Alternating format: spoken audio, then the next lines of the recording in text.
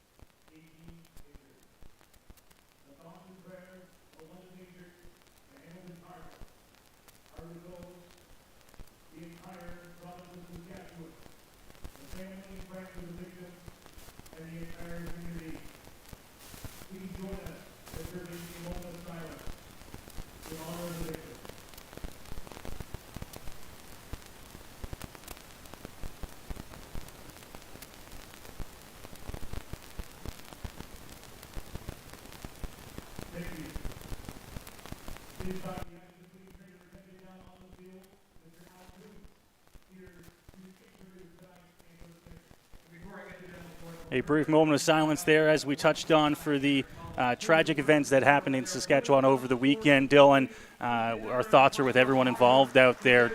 Really horrifying to hear that news over the weekend. Yeah, absolutely. Just awful, tragic stuff in Saskatchewan, and Majors were recognizing that with a moment of silence here tonight. It is just about time for anthems here at Labatt Park. We have first pitch coming up in just a moment, and with that we'll go ahead and we'll take a break here on Majors TV. The first pitch in Game 2 here from Labatt Park to follow. Do you know where your food comes from? Like where it really comes from? It comes from farms, farmers, and their families. At Healthy Eats, we believe if we wouldn't serve it to our families, we wouldn't serve it to yours. From farm to folks, we do things the way they're meant to be.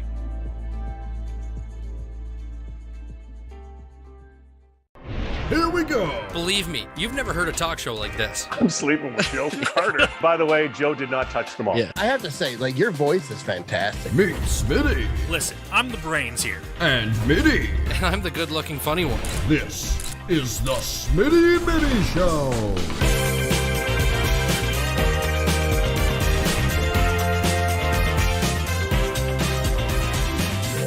Catch new episodes of the Smitty and Mitty Show wherever you get your podcasts. Go beyond the scores and get to know the athletes who call the Forest City home. Game Day London brings you in-depth stories and conversations about London's major teams and athletes. Whether it's the London Knights, Nationals, or Lightning, or even your London Majors, Game Day London has you covered. For fresh and engaging sports coverage, visit GameDayLondon.com. Game Day London, a proud sponsor of your London Majors. Back here at Labatt Memorial Park, here's the anthems wrap up, and we get set for first pitch here on a Tuesday night.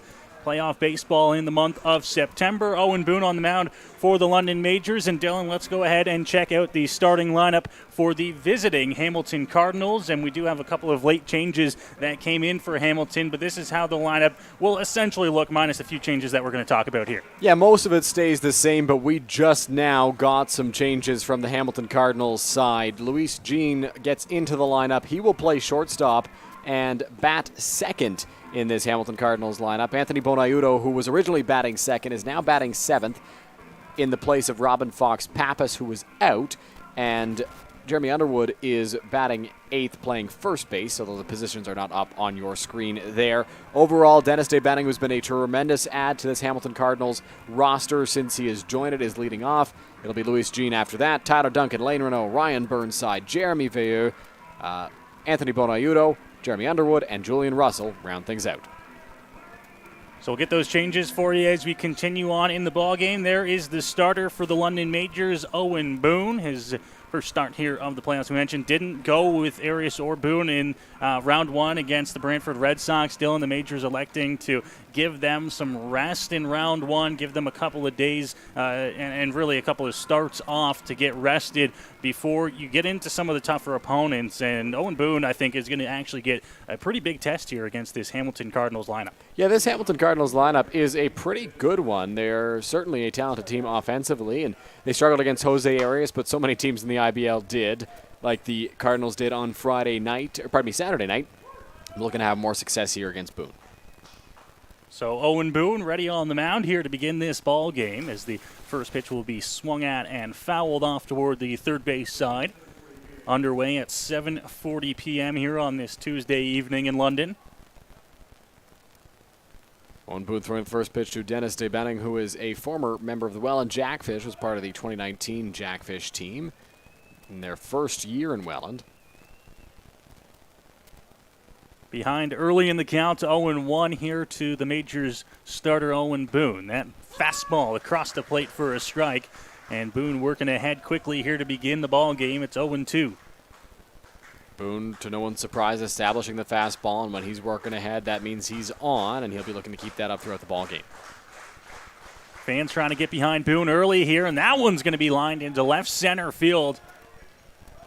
The 0-2 pitch just hung up over the plate, and the Cardinals will have the leadoff man on to begin the ball game. Yeah, hanging up is a perfect way to describe that, Noah. It just was a curveball that never broke far enough, and it was easy enough for Dennis DeBenning to stay on that baseball and line it over the head of Keith Candell into left center field. So good job by DeBenning after falling behind 0-2, staying alive, battling, and getting a pitch that he could hit.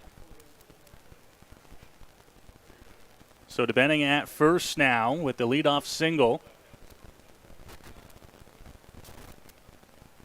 We'll see if the Cardinals are going to be aggressive on the base paths to begin this ball game. Boone working from the stretch, just 3 pitches in. Comes set at the top of the mound, quick check back, and now time will be called at the plate as everyone will step back and gather themselves here. Owen Boone in the regular season for the Majors was 10-0 with a .317 earned run average in 71 1/3 innings, struck out 111 batters and only walked 23. To the plate and offered at, and they're going to say that he went for it, so it's 0-1. Luis Jean trying to surprise the Majors defense and drop down a sacrifice bunt, but could not pull back on that pitch. Came up empty on the bunt attempt and gets called for the swing by home plate umpire Chris Walters.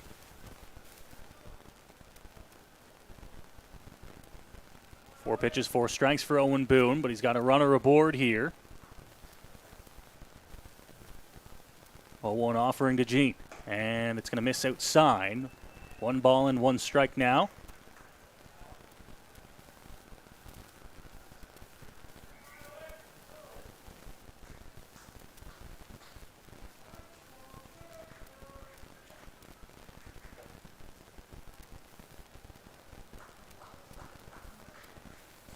Jean this season, .336 average. And he'll take a swing at that 1-1 pitch. Flies it out into mid-center field. Underneath that one is Austin Wilkie. He'll make the catch, and there is 1 gone. Luis Jean, one of the better hitters in this Hamilton Cardinals lineup. And right there, Owen Boone executed a pretty good pitch. Jean didn't get very solid contact on it. Drove it a pretty long way into center field. But Austin Wilkie was able to get over there in plenty of time and corral that baseball for the first out. So the first out on the board for Owen Boone. It's a fly out. And now Duncan will come to the plate looking to try and move that runner up. DeBenning after the leadoff single, still aboard at first. Not going as the offering is a fastball up in the zone from Boone, 1-0. Tyler Duncan, since Justin Gideon departed, has taken over the duties in center field for the Hamilton Cardinals. He's batting .316, or he hit .316, in the regular season. 4 home runs, 27 runs batted in. His production saw an uptick after Gideon left with the increased role. And that one's fouled right back into the mask of Robert Mullen, and he'll take a quick second here to gather himself. Count moves to 1-1. Yeah, Robert Mullen will take a moment to try and shake that one off. Never a fun time when you get a foul ball right off the mask as a catcher or as an umpire, and that one got Mullen pretty square.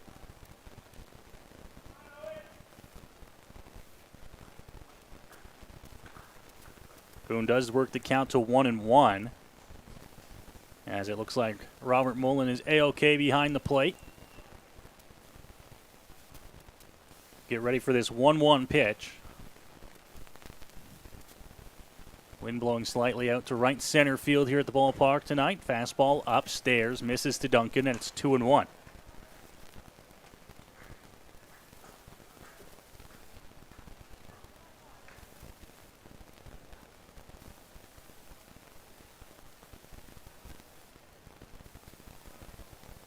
Defending the lead at first. He's about a foot shy to the cut of the grass. A little stutter step as this one's going to be lined into right field for a base hit.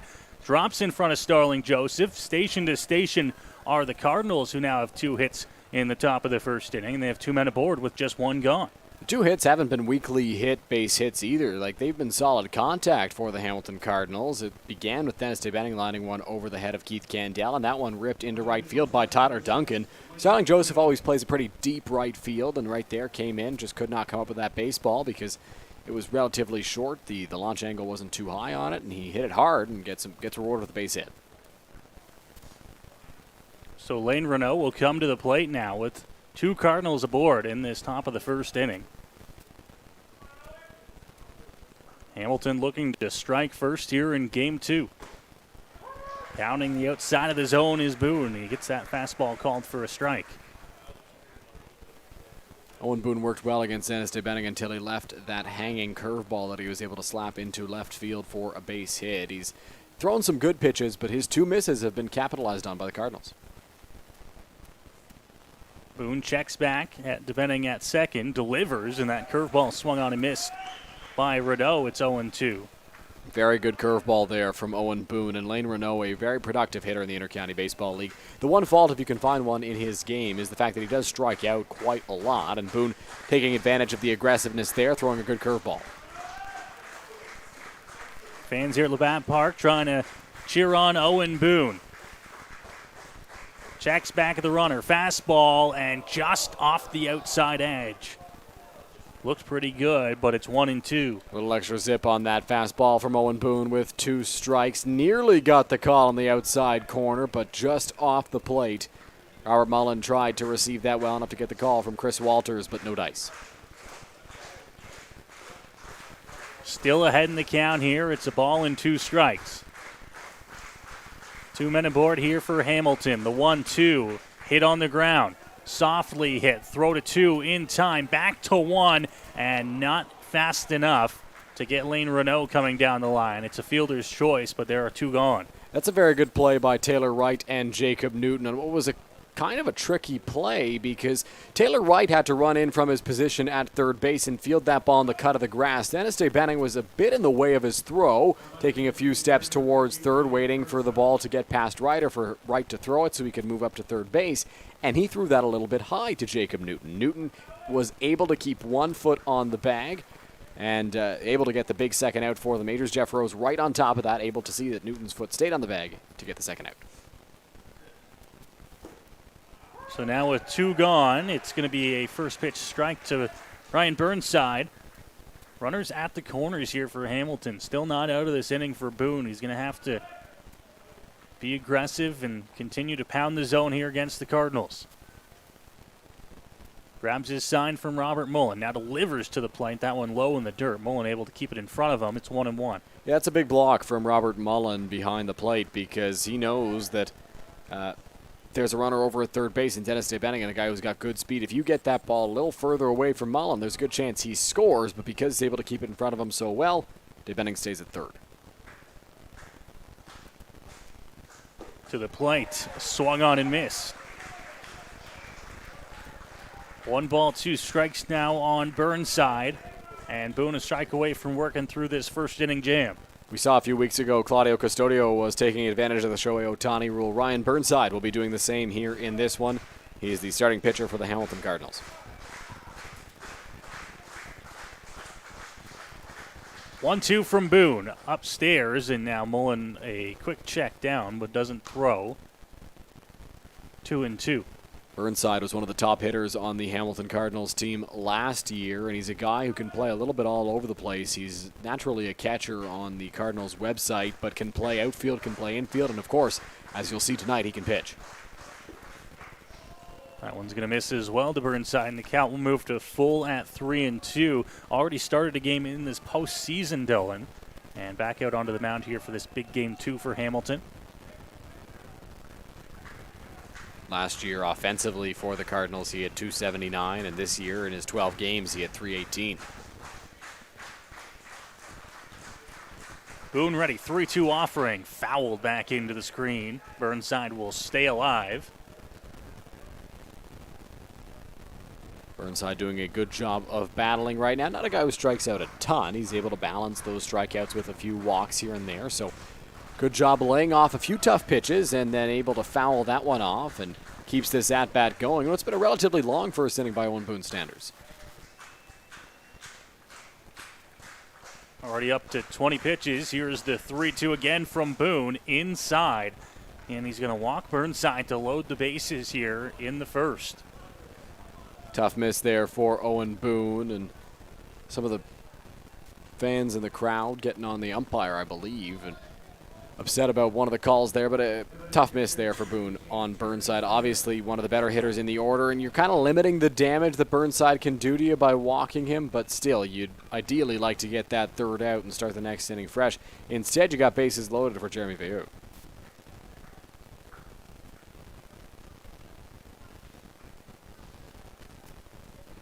Veilleux will come to the plate with the bases loaded here, top of the first inning. Boone back working to the full windup here, and he'll pound the zone with a strike to begin the at-bat. 0-1.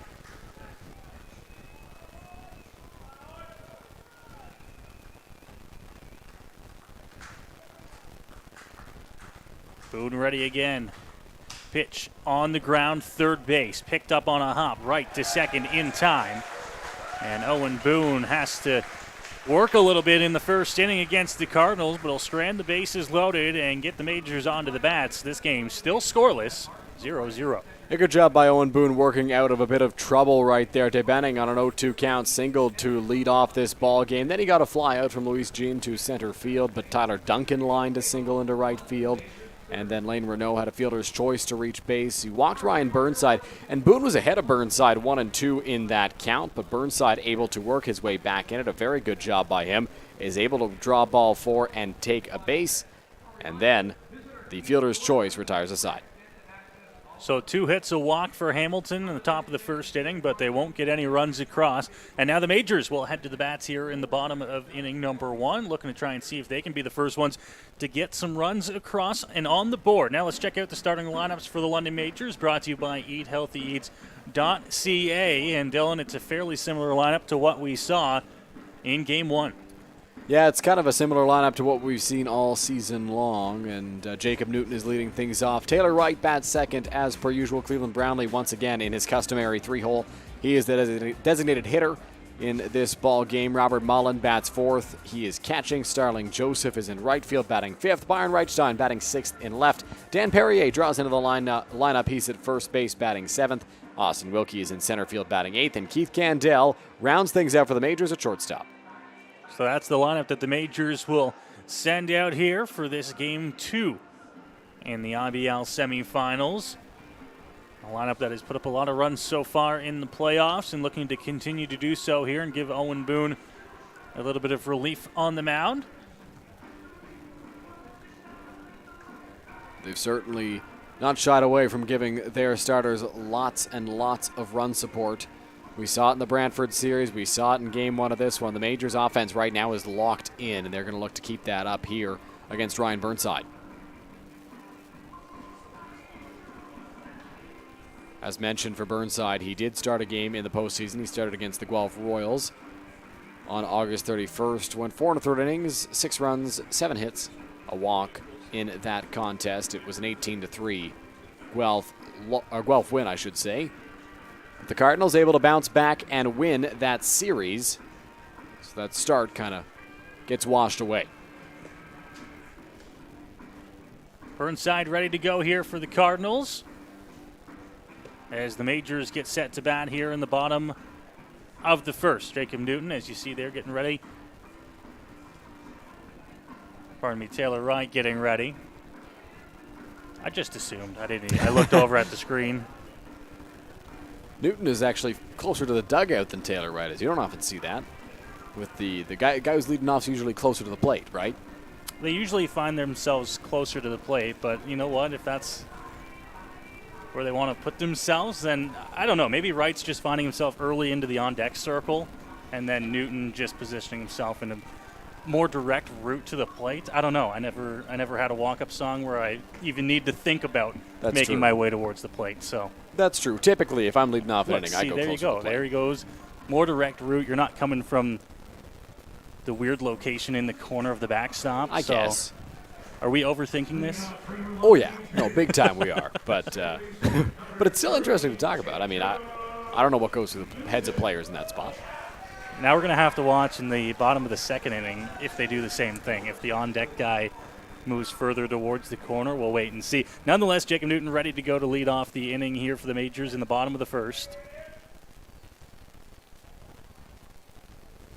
Hamilton 2 hits in the top half. They couldn't bring a run across. The Majors ready to go here to begin the bottom of inning number 1. First pitch fastball is going to be there for a strike, and Newton falls behind 0-1.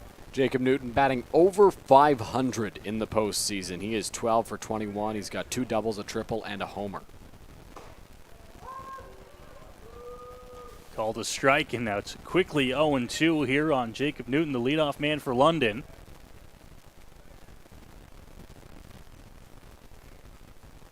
Burnside ready, off speed just off the plate, and it's a ball and 2 strikes. Looked like a good change up there from Ryan Burnside that just missed the outside part of the plate to Jacob Newton. Of course, that stretch in the postseason does include the tiebreaker game against the Guelph Royals. Now missing with a second straight pitch, and it's 2 balls and 2 strikes here.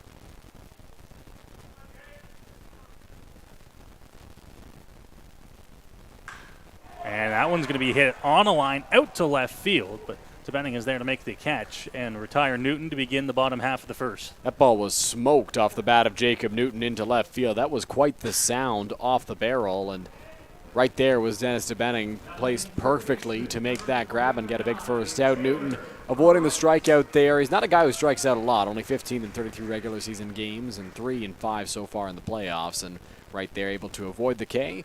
Puts the ball in play, just didn't work out for him. Still a good at-bat to begin the game there. Saw 5 pitches against Burnside, and that first pitch to Taylor Wright will miss outside.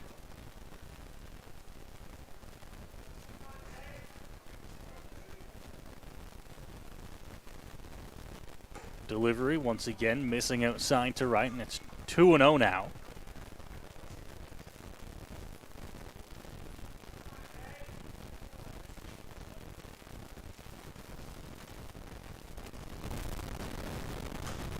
Wright will take an offer at the 2-0 pitch, foul it off, and out of play.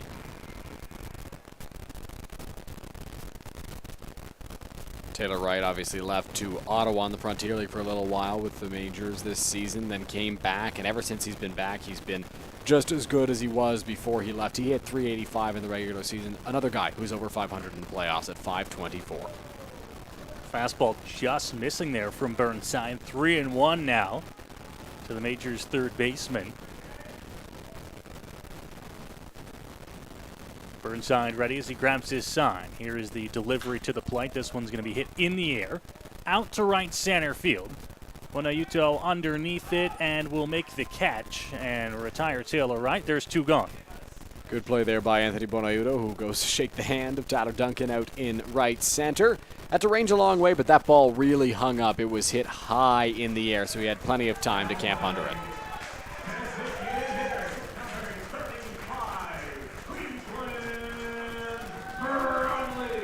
And now Cleveland Brownlee will enter here to the applause, as he always does.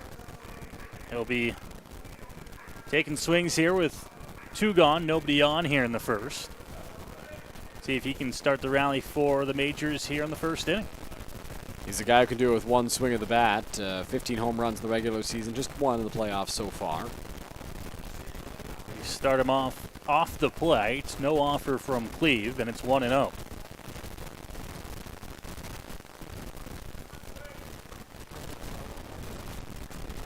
Here's the 1-0 delivery. Fastball outside edge. Cleve doesn't swing, and it's 1-1.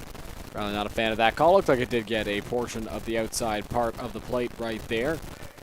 He's a guy who loves to pull the baseball, not a guy who goes to the opposite field very often.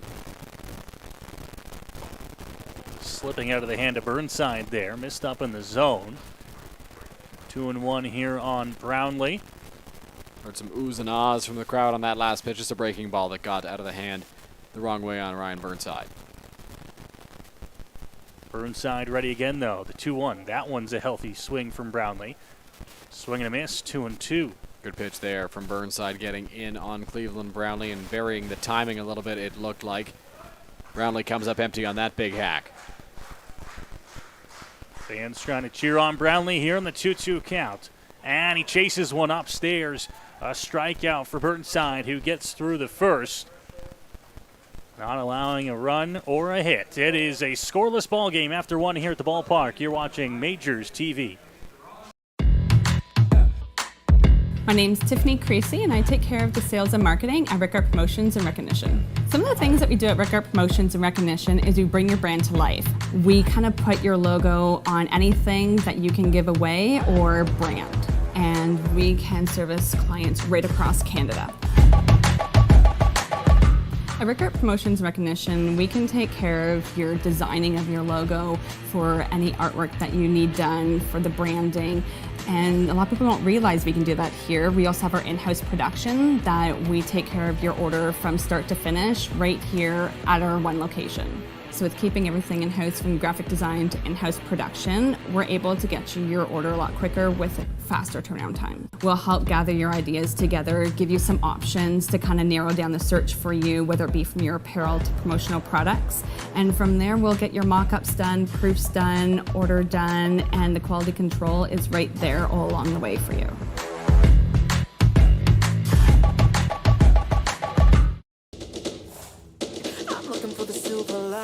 So tell me where it hides. I know I got some lightning currents running through me. I found that silver lining on the inside of me. Yeah.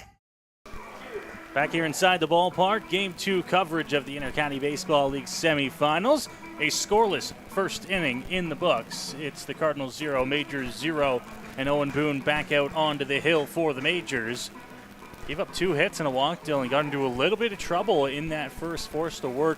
Maybe a little bit more than the Majors were wishing, but got through it with the 0 still on the board.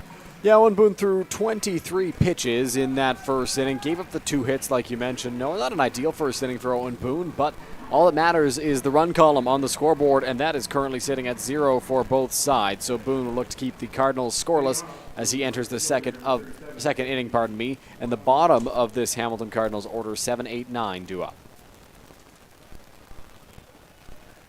So Boone ready to work here to begin this top half of the second inning. Here is the first pitch delivery. It's going to miss low, picked out of the dirt by Mullen.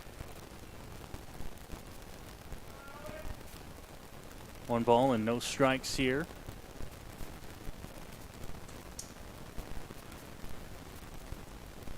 Boone ready again. This time comes inside with it, just missing. 2 balls and no strikes. Bonayuto to lead things off here for Hamilton. As you mentioned, Dylan, it's the bottom of the order for the Cardinals. Now Boone will pound the fastball into that bottom corner. 2-1. Good spot there from Owen Boone. Not much that a guy like Bonayuto can do with that pitch, and it just does catch the bottom part of the zone.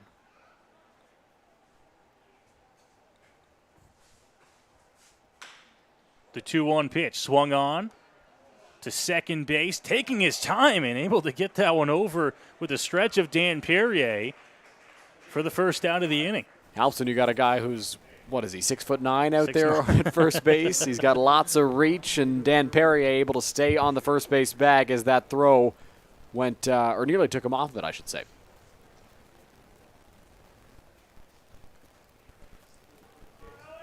So it wasn't the prettiest of plays, but the Majors happy the out still recorded. Newton to Perrier, and there's one gone. The first pitch going to miss inside to Underwood. Boone's still missing a little bit here. I'm not sure if it's his release point or how he's landing early on here in the contest. Was pounding the zone with strikes in the first inning, and since he's come out here in the second, Dylan, has looked like he's just missing a little bit. Yeah, missed the first 2 pitches on Bonaiuto and now misses the first 2 here on Jacob Underwood. 17 strikes so far for Owen Boone, but only 2 in this second inning. 2-0 delivery. Missing, and it's 3 straight to begin the at-bat. 3-0 on Underwood. Kind of saw Boone bounce off the mound right there. Maybe it's his landing spot, or maybe he's just not getting a good grip on the baseball, as he'll take a second now to walk behind the mound and rub that one up a little bit.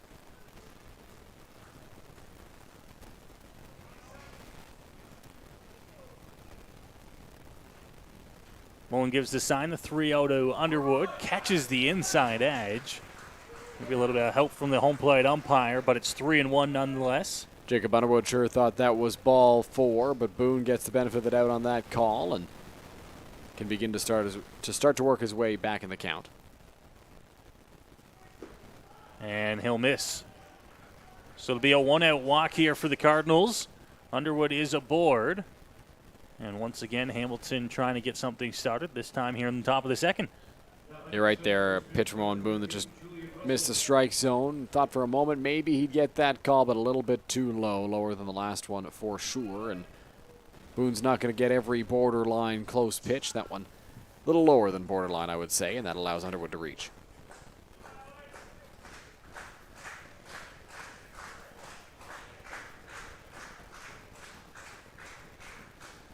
Swing and a miss to begin the at-bat as Boone is right back with a fastball to Russell.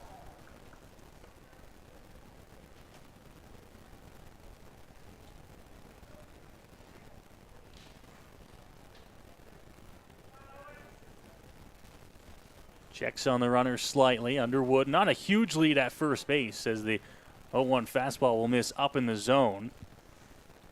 Julian Russell listed as a pitcher for the Hamilton Cardinals. He appeared in 10 games this regular season.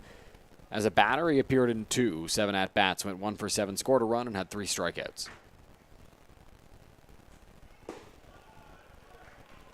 And now Robert Mullen's going to come out and talk things over with Owen Boone.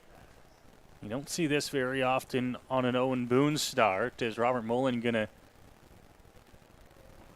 just give Boone a little bit of a breather, I think, here, Dylan? He has missed and really has been around the zone, but not overly close to it here in this second inning specifically. They haven't been terrible misses, but he has missed by a safe amount on every pitch, it feels like almost.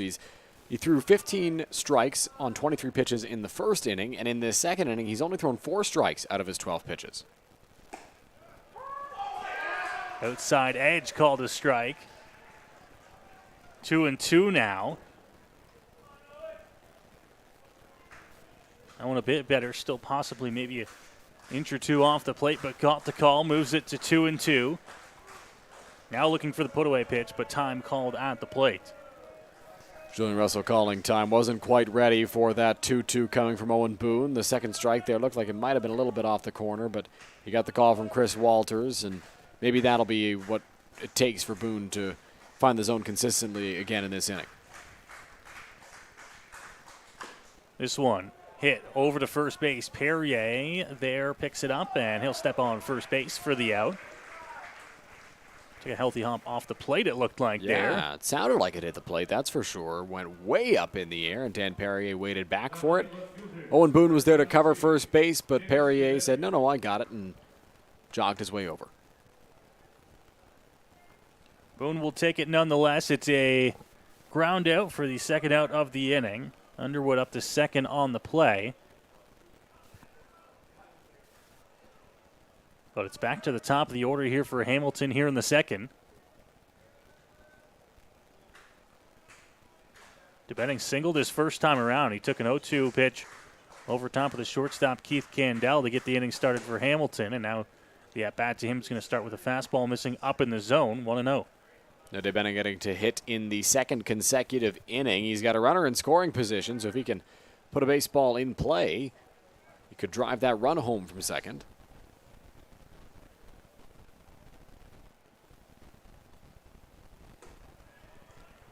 So that one will miss again, and similar location for Boone on this one. For the most part, Dylan, we've seen him miss either low or up. It hasn't been so much of the side-to-side stuff, which tells you it might be something to do with just a little bit of an error in the release point. The 2-0 delivery. This one is swung on and missed. That one a little bit elevated, it looked like, but was enough to tempt Dennis DeBenning and get a big swing and a miss there from the Cardinals left fielder. So now he's behind in the count 2-1.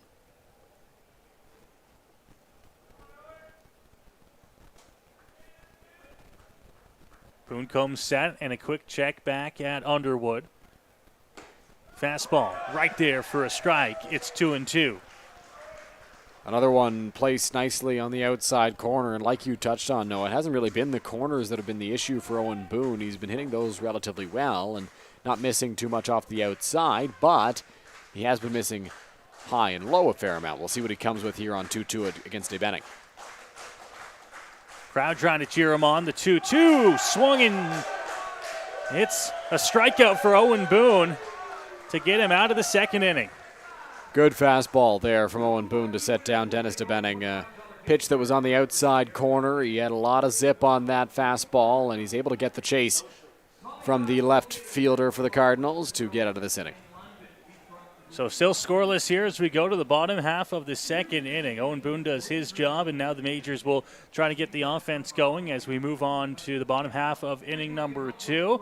And as we do that, we'll also remind you to give us a follow, a like on all our social media platforms. We're on TikTok, Twitter, Instagram, Facebook, and you're watching us here on your home for London Majors Baseball on the Majors YouTube page.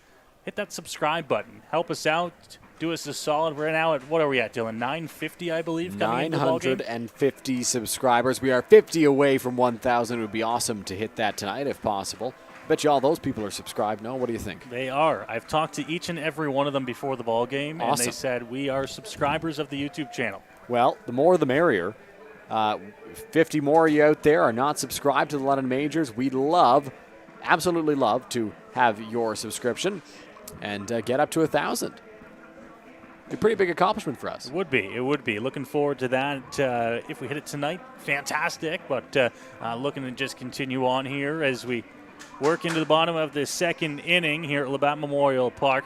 Not a massive crowd at the ballpark tonight. From my understanding, Dylan, the kids back to school today for some, tomorrow for others. Today for a few, tomorrow for most. You're one of the few. I'm one of the few. I was back today. I go to a French school, so we were back today, and there were only a couple schools that were, but tomorrow in the London area is when most kids go back to school, the ones that didn't go back today, and back to classes again. It feels like we never left, basically. Right back into it. That might explain the smaller crowd tonight for this Game 2 of the IBL Semi Finals. Kids getting ready and tucked into bed. Did you still get your outfit picked out the night before, Dylan? Is that something kids still do in grade 12? Not usually. No, I kind of had an idea what I wanted to wear on the first day. Yeah, I was going to say. But most of the time it's wake up, grab whatever is closest and clean, and wear that to school. Okay, so things haven't changed a little bit since I went to high school. Whatever was clean. Was laundry done the night before? Great, I have options. If not, find something, put it on, get to school. Exactly. Robert Mullen will lead things off here, bottom half of the second inning. Majors went 1-2-3 in the first. And look to see if they can get to Burnside here in the inning. This one chopped.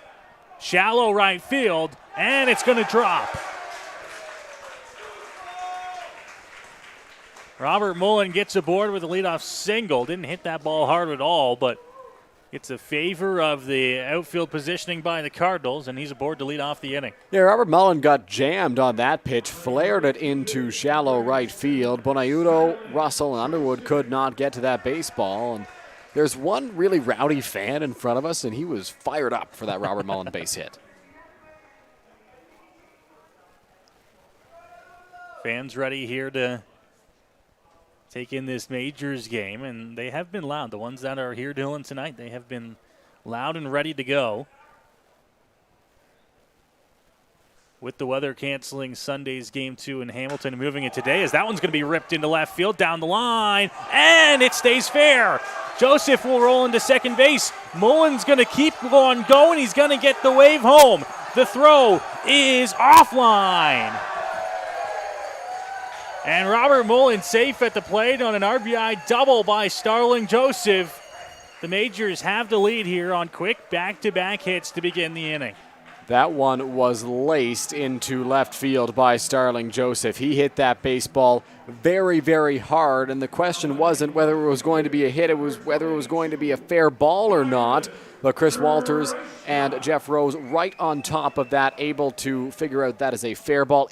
I think, Noah, from our angle, at least, it looked like it hit right on the line. And Starling Joseph is at second base. Good on Robert Mullen, reading that well, getting a good jump off the bat. He's able to come all the way around to score. As we'll take a look at the replay right now. Joseph hit that baseball hard, and you see it on your screen. It lands fair, rolls all the way into the corner, and Mullen, hustling hard, is able to come around third and score. So Starling Joseph's RBI double has the Majors in the lead. 1-0 here, and now Byron Reichstein will come to the plate here for London, looking to try and keep this inning going. First pitch is across for a strike, and it's 0-1. Good pitch there from Burnside, finding the inside part of the plate on Byron Reichstein to get ahead 0-1.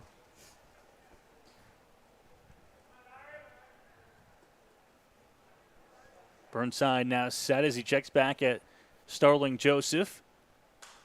Now Reichstein swinging, fouling it off, giving chase, and this one's going to be into the screen. Foul territory and out of play, but it moves the count to 0-2. Good effort there from Jeremy Veilleux trying to track that baseball down in foul territory. There's a lot of it at Labatt Park, as we often mention when we see balls like that. That one clanks up off above the netting and drops in as a foul ball.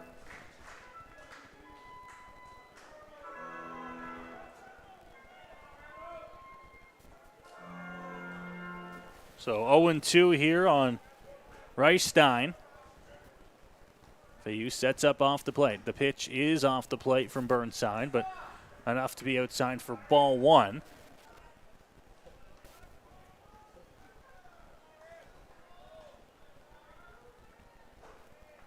After Reichstein is Dan Perrier and then Austin Wilkie behind him.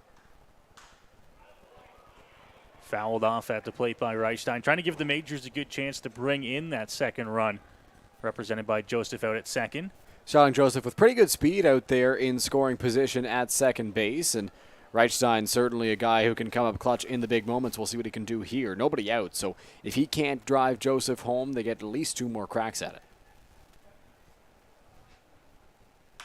Reichstein on the ground, stabbed at by Burnside, thought about trying to throw out Joseph, but they elect to just get the safe out at first. Reichstein is retired. Joseph with a heads-up play, able to move up to third with one gone. That's a good play by Starling Joseph, and that's a good play by Ryan Burnside as well out there on the mound. Starling Joseph was going on contact. As soon as that baseball was hit by Byron Reichstein, he was on the move, hit the ground, he ran straight to third base. Burnside might have had a shot at him, but if you don't get Starling Joseph, you're not getting Byron Reichstein at first base, and then you've got runners at the corners, nobody out. He's able to record at least one out now as Dan Perrier steps into the box with the runner over at third base. And laced into right field, base hit for Perrier.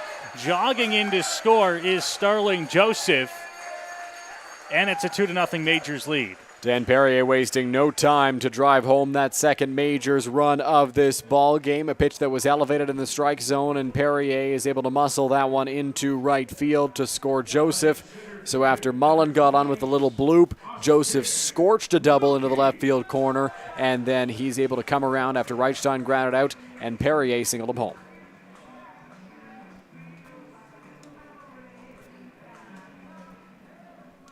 So it'll be Austin Wilkie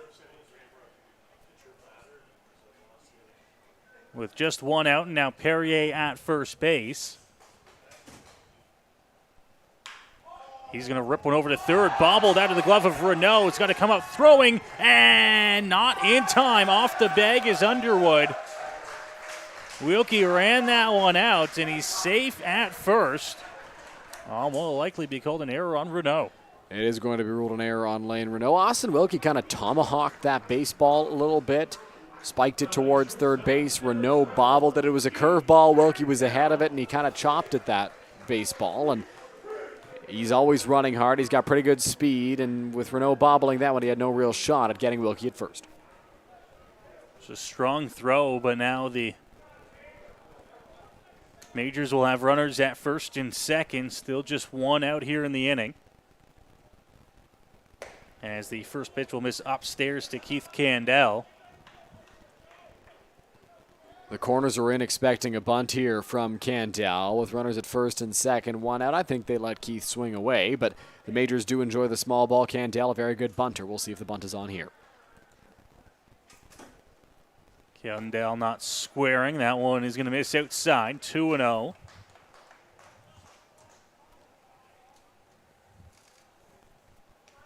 Four hits for London here in the inning. 2 runs across, 2 more aboard here. They'd love to score them.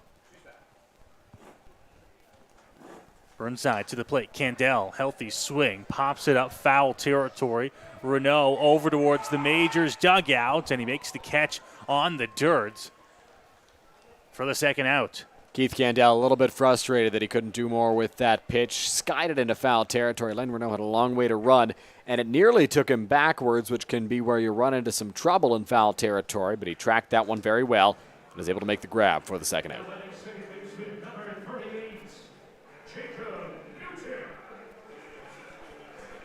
So Jacob Newton now back to the top of this Majors order. Try and see if he can provide some 2-out damage here for London in the second.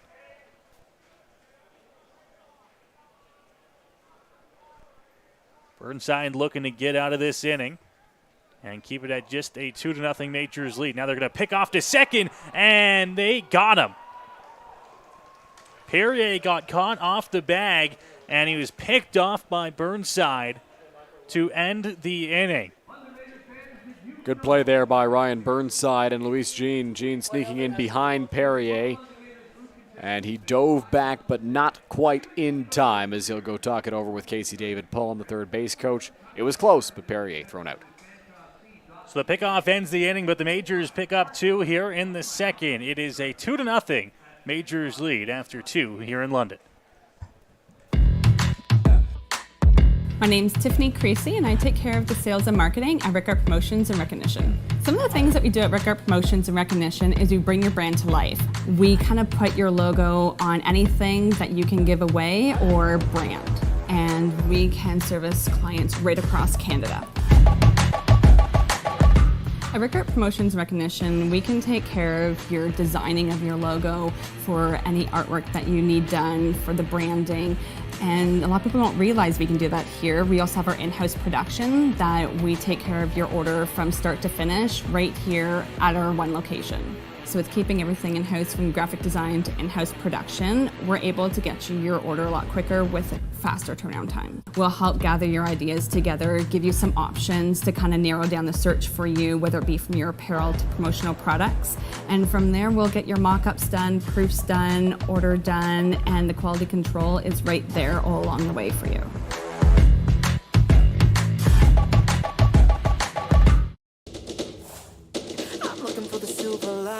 So tell me where it hides. I know I got some lightning. Currents running through me. I found that silver lining on the inside of me. Yeah. Back here for Game 2 coverage of the Intercounty Baseball League Semi Finals on MajorsTV. Majors picked up 2 runs in the bottom half of the second and have a 2-0 lead over the Cardinals as we get set to begin the third. Quick check at the out-of-town scoreboard. One other game going on in the Intercounty Baseball League playoffs tonight. Toronto looking to put away Welland in Game 3. They lead that series 2-0. It's the bottom of the third inning at Welland Stadium. Score is 1-1, and a good ball game underway at Welland Stadium. In Major League Baseball action, the Toronto Blue Jays out in front to a 3-0 lead in Baltimore. Bo Bichette with yet another home run at the plate for Toronto in the ball game. as the Jays looking for a late season push towards a better playoff positioning. The first pitch is going to be called a strike for Owen Boone to begin the top half of inning number 3. Now working with a lead after the Majors picked up 2 runs on 4 hits in the second. Jean had on the ground, third base, but foul. And he falls behind 0-2 now on the Majors starter.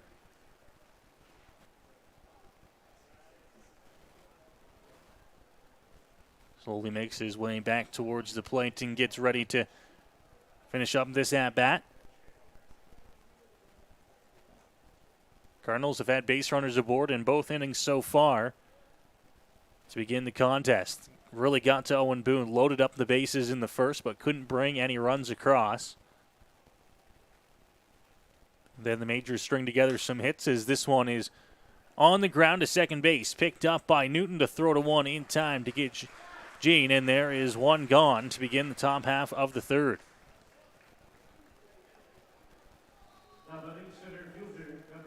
Good start there for Owen Boone to begin this inning. See if he looks a little bit more comfortable here now that he's got a lead to work with in the third. In the top half of the second inning, not so much in the first, but certainly in the second, struggled at times to find the strike zone. Starts the at-bat to Tyler Duncan with a fastball that misses upstairs.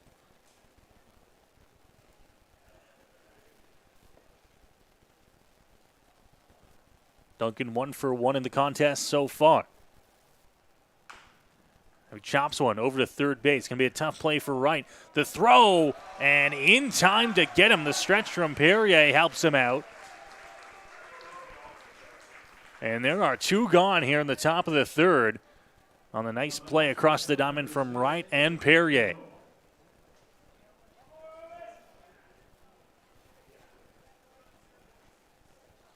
So a couple of ground ball outs for Owen Boone.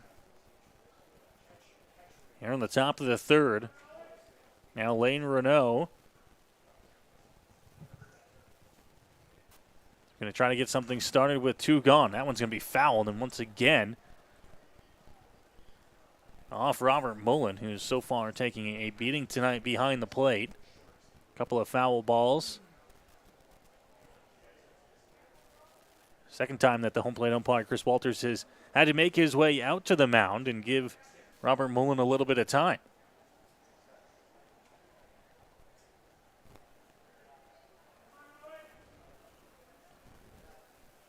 Looks like he is A-OK, though, and gets ready to get back down into the crouch here. It's an 0-1 count on Renault. Bottom of the zone and just missing for Boone, 1-1. Boone now up this next pitch, number 50 in the ball game. Bulk of those came in the first where the bases got loaded for the Cardinals. Here is the 1-1 in the dirt, blocked by Mullen. Kept that one in front of him, but once again takes a little bit of time here. Walks that one out behind home plate.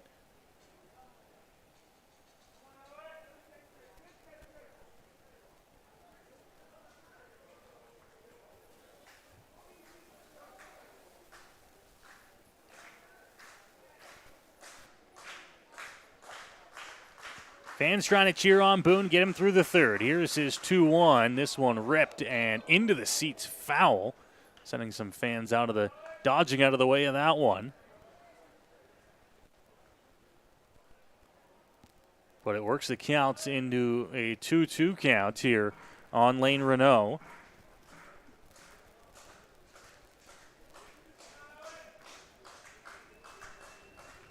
Was a fielder's choice for Renault his first time around, trying to start something here with 2 outs. 2-2, swing and a miss. And it's a strikeout for Owen Boone to end the top of the third inning, and a much better inning on the mound for Boone. Here in the third, Majors still leading by a score of 2-0.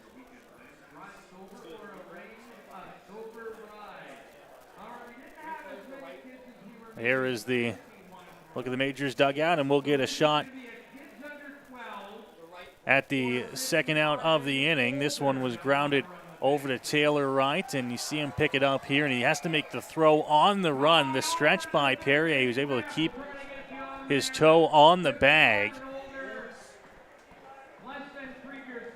As the Majors, with some good defense in the third, keeps this game at a 2-0 lead. As we head to the bottom half of inning number 3. Noah, I just got word that the base running competition in the after the bottom of the third inning has changed tonight because there aren't as many kids at the ballpark. It is for children 12 and under or people 55 and over as well tonight. Okay. So if you're 55 and over in the ballpark and you're listening to the broadcast, get down there right now.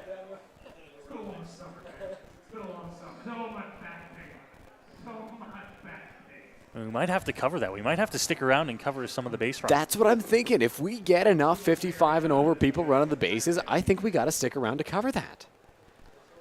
Hopefully it's not going to be any safety concerns out there. More so the size difference. You know, you get some real small kids out there running around. Well, some of the 12 and under kids, they go pretty hard. Like, there are some kids who are running the bases at full speed. Wouldn't want a collision between any kids 12 and under and adults 55 and over.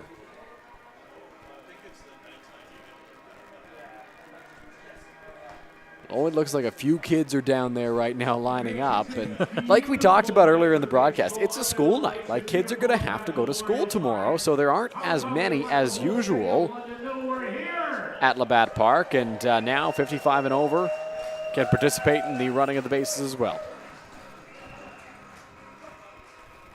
So it looks like we're just about ready to go to begin the bottom half of the third inning.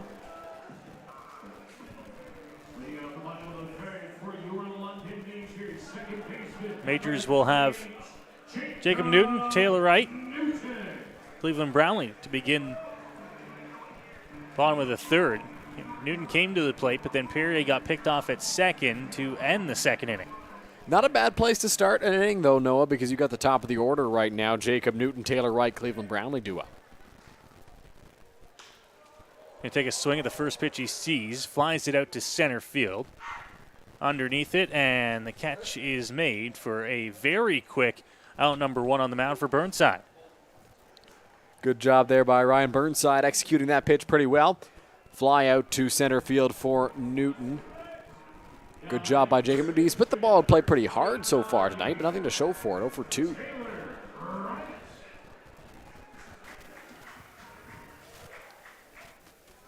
And now Taylor Wright, he's 0 for 1 in the ball game so far.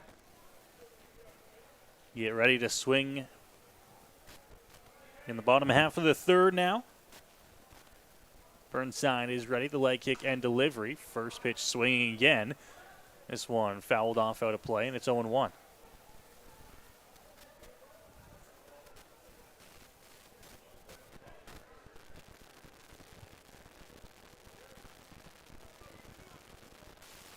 Burnside ready again. Outside, just missing off the outer edge of the plate.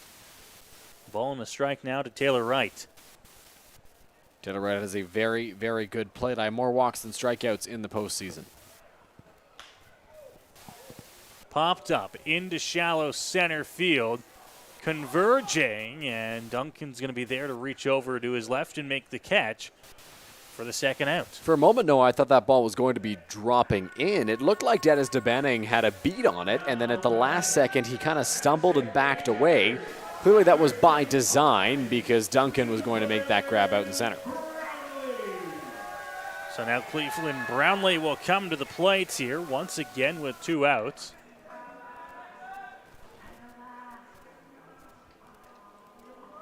See if he can fare better than he did his first time around.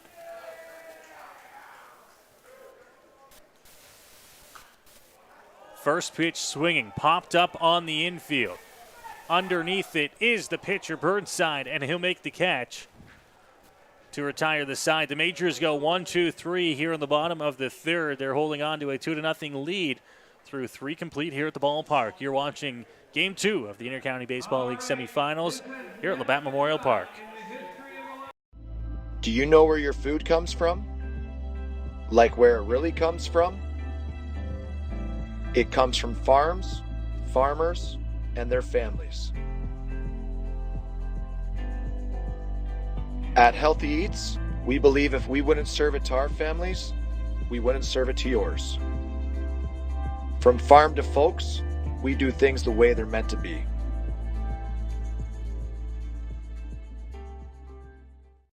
Here we go. Believe me, you've never heard a talk show like this. I'm sleeping with Joe Carter. By the way, Joe did not touch them all. Yeah, I have to say, like, your voice is fantastic. Meet Smitty. Listen, I'm the brains here. And Mitty. And I'm the good-looking funny one. This is the Smitty Mitty Show.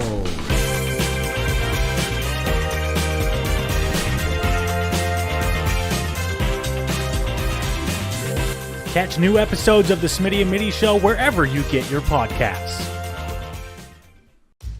Go beyond the scores and get to know the athletes who call the Forest City home. Game Day London brings you in-depth stories and conversations about London's major teams and athletes. Whether it's the London Knights, Nationals, or Lightning, or even your London Majors, Game Day London has you covered. For fresh and engaging sports coverage, visit GameDayLondon.com. Game Day London, a proud sponsor of your London Majors. Welcome back to Labatt Park. You are here in the nick of time as we have our 55 and over winners touching home plate at the same time. All the kids are already off for the most part. And we've got a few more wrapping things up, rounding third base right now. As far as everybody here knows, this is the first time that 55 and over individuals have been invited to run the bases. Just an outstanding time at Labatt Park on this Tuesday night. When you play a playoff game on a Tuesday night in the middle of the school year, or at the beginning of the school year, I should say, you have to make some adjustments to your in-game fun, and that's exactly what the Majors did here tonight. That was exciting to watch. It was a lot of fun to watch. You were working a camera. I had to hop out there and run the camera for a quick second because I was like, we need to get this content. We came back from our break. I was worried that our break was going to make us miss the seniors, the final seniors, or the first seniors, I should say, touching home plate. But luckily, we got back in the nick of time, and we were able to catch the winners of the seniors race. So everybody gets involved here on this Tuesday night at the ballpark. Majors leading by a score of 2-0 as we move along top half of the fourth. And Owen Boone now working with a lead after the Majors put up 2 in the bottom of the second. A much better top of the third, and now he'll look to keep it moving here into the fourth. Yeah, Owen Boone quick and efficient in the top of the third inning, and that was good to see from him because in the top of the second, he was missing quite a bit. He was not throwing as many strikes as we are accustomed to seeing from him. He was still getting outs, but it wasn't quite the same Owen Boone that we have seen all season long. In the top of the third, though, he was pounding the zone, and he was able to work out of it very quickly.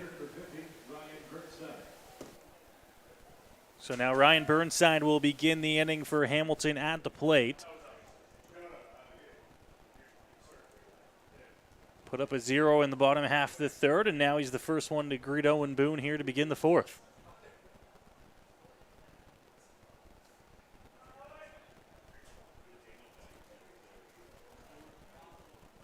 The look here as Boone delivers a first pitch fastball just missing off the plate.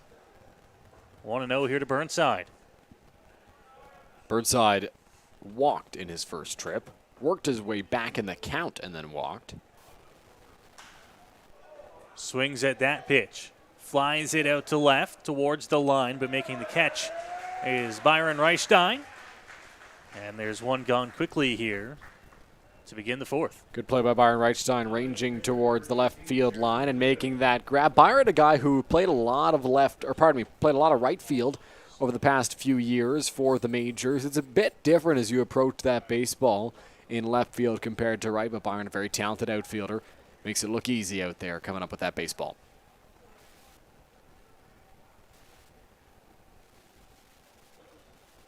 So now Vayu will come to the plate with one gone. Just 2 hits for the Cardinals. Those came back in the first inning. Vayu will look at a first pitch fastball across for a strike. 0-1.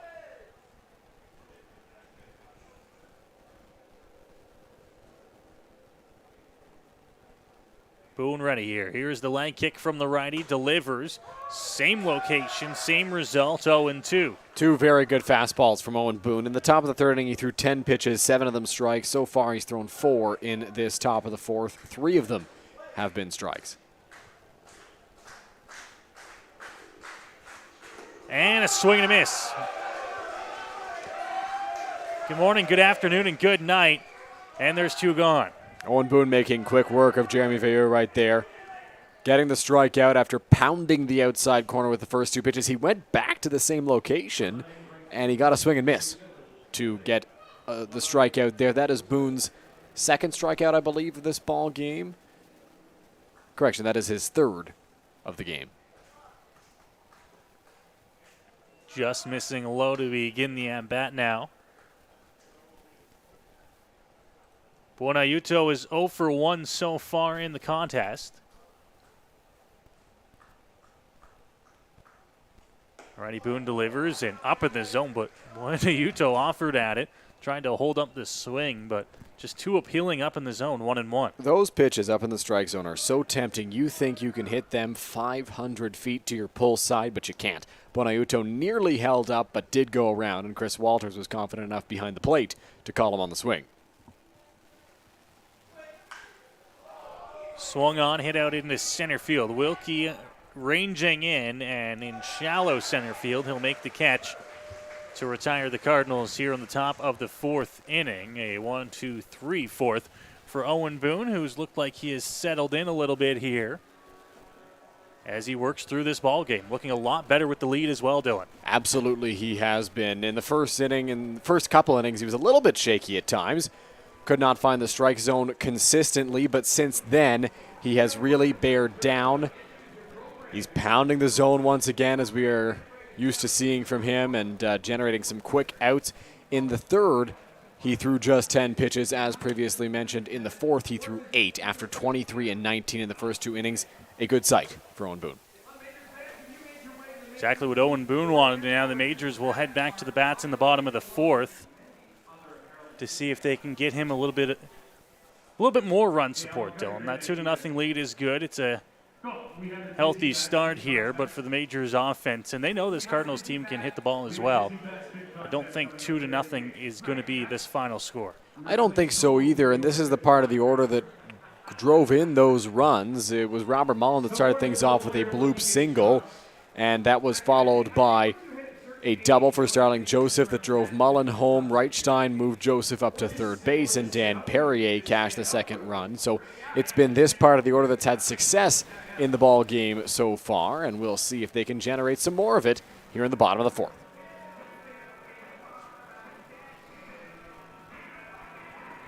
Burnside back out onto the hill here for Hamilton.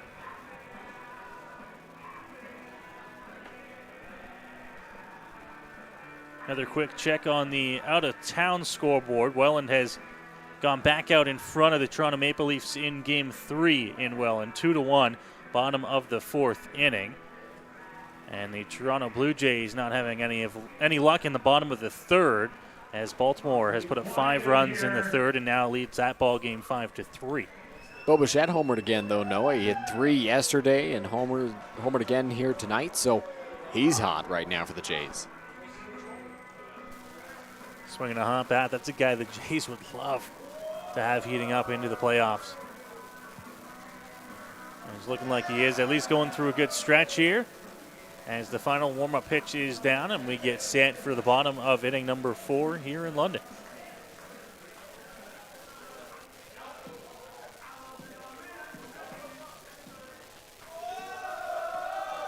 There appears to be a mini wave happening just in front of us between 2 groups of fans. Although, no, it's not being carried anywhere. Yeah, I think they just go back and forth between each other. It's not the greatest of waves we've seen. They're trying. They're trying to have some fun here on a Tuesday night. Burnside is going to get ahead of the leadoff man in the inning, Robert Mullen, with that first pitch curveball. Beautiful breaking ball that just dropped in there on Mullen.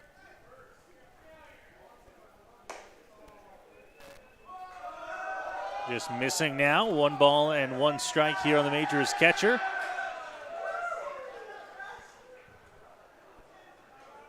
Mullen flared one out to right field his first time around. Got that 2-run inning for the Majors started. Swings at a fastball off the plate. 1-2. Very similar pitch to the one that Burnside just threw that missed the outside corner. This time he gets Mullen to swing at it, and it's strike 2. Now missing up in the zone. Throws Mullen on a curveball on the first pitch for strike 1. That one did not quite break the same way the first one did, so the count moves to 2-2. Burnside hit off the end of the bat by Mullen to second base. Russell the throw, reaching a little bit Underwood, but he's there to make the catch and retire Robert Mullen for the first out in the 4th. 2 at-bats for Robert Mullen in this contest, and 2 balls that haven't been hit overly hard. He hit one that was just flared into right field, and then that one cued off the end of the bat to Julian Russell over at second base. A good job by Burnside to record the out of a tough bat in this Majors lineup to start off the bottom of the 4th. So Starling Joseph now. He'll come to the plate. He doubled his first time around. Scored Robert Mullen on a liner down the left field line. First pitch swinging, flared out to left field, coming on, and it'll drop. Joseph will roll into second base again on a ball that just found grass out in shallow left field. Now, Noah, I'm not sure if DeBenning had that ball in his glove before him and Luis Jean collided. It seemed like a bit of a strange play. I don't know if it just dropped cleanly. It's scored a double for Starling Joseph, though. Yeah, it looked like from here that it dropped. DeBenning had a long way to go on that one. Obviously, Starling Joseph swings a good bat, playing him fairly deep out in straightaway left field. And it just dropped between the shortstop and the left fielder in no man's land. Joseph another double. And in scoring position here for the Majors as that first pitch will miss low to Byron Reichstein. 1-0.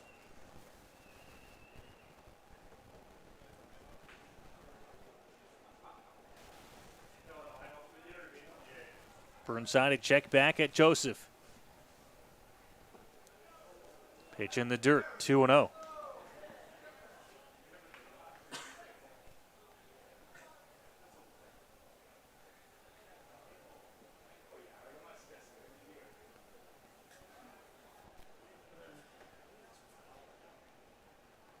Another check back at Joseph. A couple of looks here for Burnside. Curveball is going to miss upstairs to Reichstein. So 3-0. And this group of fans in front of us now. It's something you don't hear often at Park.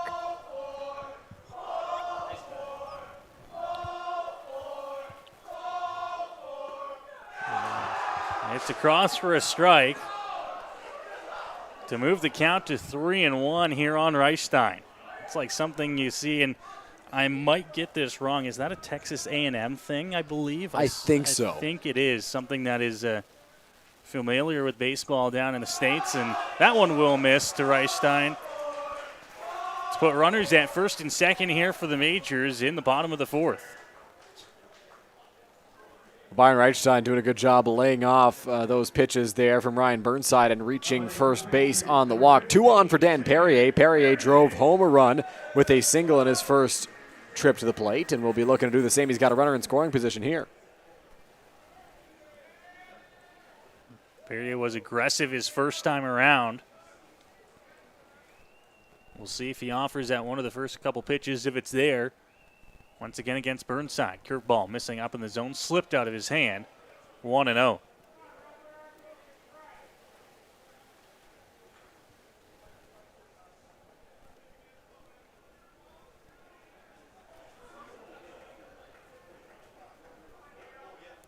1-0 to Perrier. Healthy cut at that one from the Majors first baseman.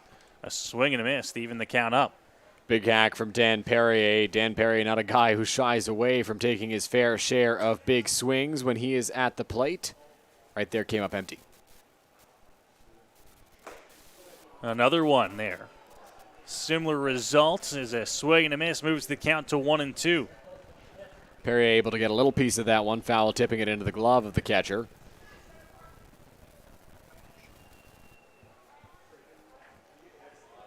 Here is the 1-2. Perrier popped up on the infield. Out onto the grass, now back in, and underneath it to make the catch for the second out. A little bit of trouble there for Luis Jean over at shortstop. Popped high in the air, but the infield fly will set down Dan Perrier for the second out. That one was popped sky high, but I think, to be honest with you, Dylan, they were making this make sure that Jean was underneath it.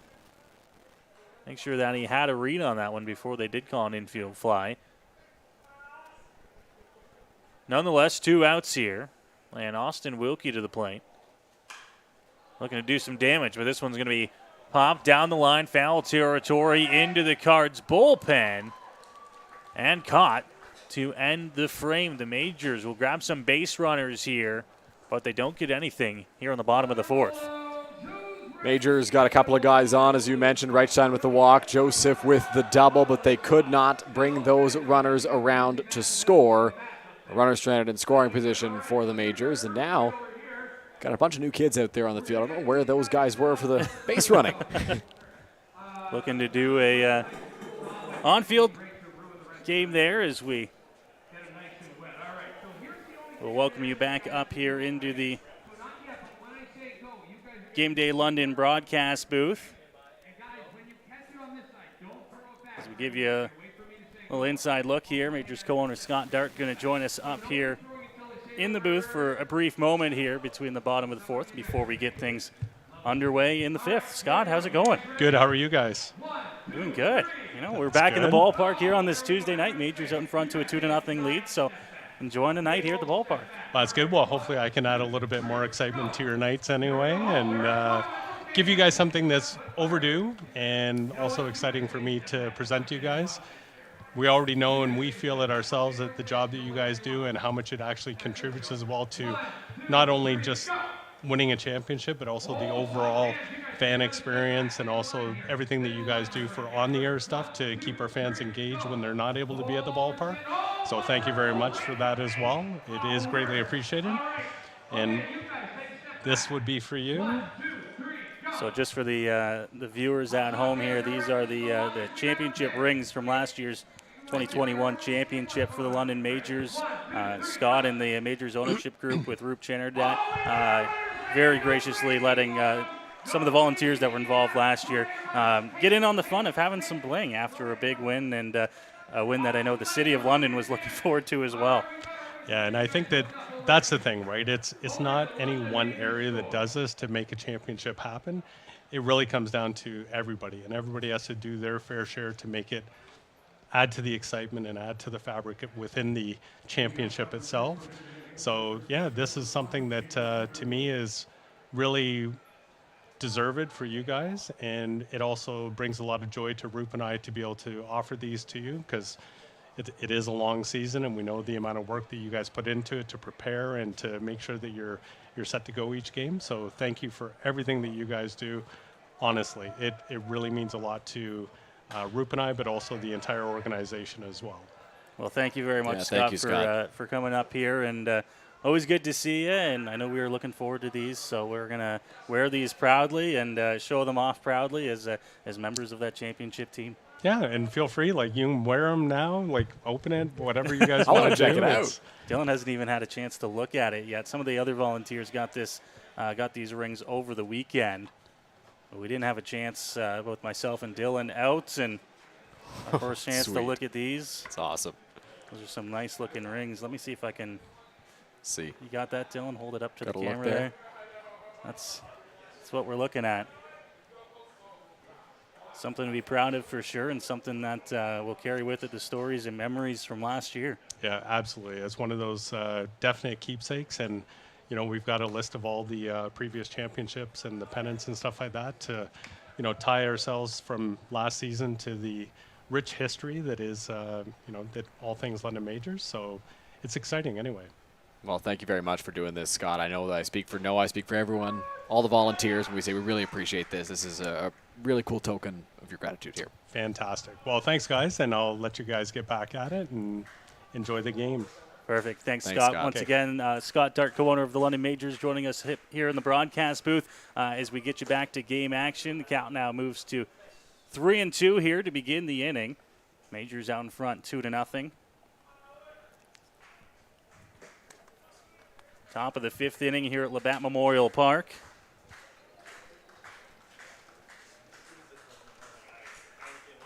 Boone set and ready on the mound. Here is the 3-2 offering. And fouled back into the screen.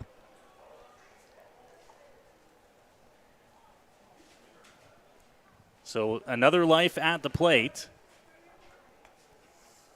as the Cardinals look to try to get something going to begin this 5th inning.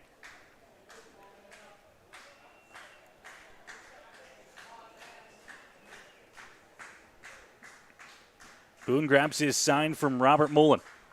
Pitch swung on and missed.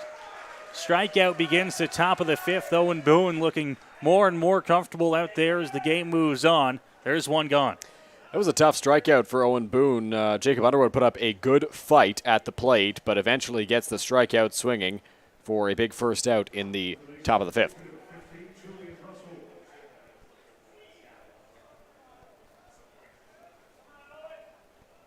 So now down to the bottom of the order, and Julian Russell now.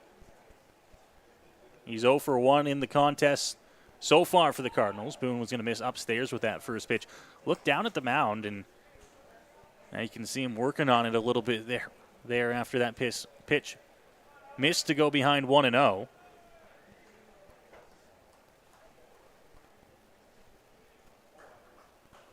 Looks like he's ready nonetheless. Here is the 1-ball, no strike delivery, fouled back into the screen. Not sure if that one hit Robert Mullen again. If it did, he's having a rough night behind the plate, Dylan. He's been a little beat up behind the plate for the Majors, taking some foul tips and things. It's all in day's work for the catcher, though. Got to get right back to it if you're behind the dish, unless you're obviously severely hurt. But Mullen doing a good job shaking these foul balls off.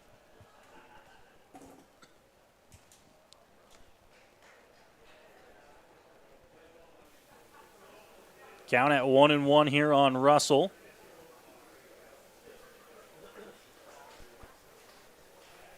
Boone delivers with a curveball that catches the outside edge. Good location on that breaking ball. And he gets ahead in the count now, 1-2.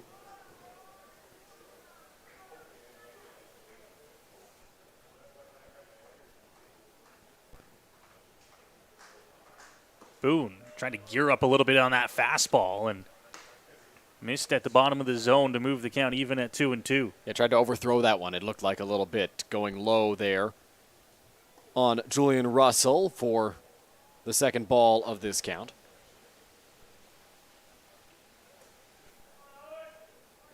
Still looking for the put-away pitch. 2-2, up in the zone. Looked like they tried to get Russell to chase on that fastball. He didn't, and the count moves to full. Russell at the bottom of the order trying to get aboard here to turn things over in the Hamilton Cardinals lineup. DeBenning is on deck. Fans trying to cheer on Boone on the 3-2 offering. Here's the leg kick delivery and fouled back into the screen. Another life for Russell at the plate. Couple of good battles being put on by Hamilton Cardinals hitters in this inning. Jacob Underwood fought pretty hard against Owen Boone. That was an 8-pitch at-bat right here. Julian Russell fighting as well. 6 pitches so far that he's seen. Boone going to look to put him away on 3-2 just like he did to Underwood. Popped up. Out into the shallow outfield. Ranging is Newton, called off by Starling Joseph in shallow right field for the out. Communication is ultra important on plays like those where it's a shallow pop fly into the outfield, and Jacob Newton did the right thing. At times, you feel as an infielder that you've got such a good beat on that baseball that you can make that catch on your own. But if the outfielder says he's got it, you have to give way to the outfielder, and Jacob Newton, knowing full well that is the case, gave way to Starling Joseph, who made the grab. 2 gone for Boone here in the inning. First pitch is a curveball to begin the at-bat to DeBenning, and there is an 0-1 count on the leadoff man in the Cardinals lineup. 2 gone here in the inning as he looks to try and get a rally going, but he'll pop it up on the infield. Newton is there, and he makes the catch to retire the Cardinals here in the top of the 5th. A good inning there for Owen Boone. Had to throw 15 pitches between the first 2 batters, I believe, in this inning, which is a little more elevated than you'd like if you're Owen Boone, but still a good inning overall for the Majors right-hander, who now has worked through 5 scoreless, and that's more of what we've seen from Owen Boone this season. He's going to look to continue to keep the Cardinals off the board, and for the Majors offense, they're going to be trying to add on to this lead. They're up by 2, but that's not really a lead you're super comfortable with when you're out there on the diamond.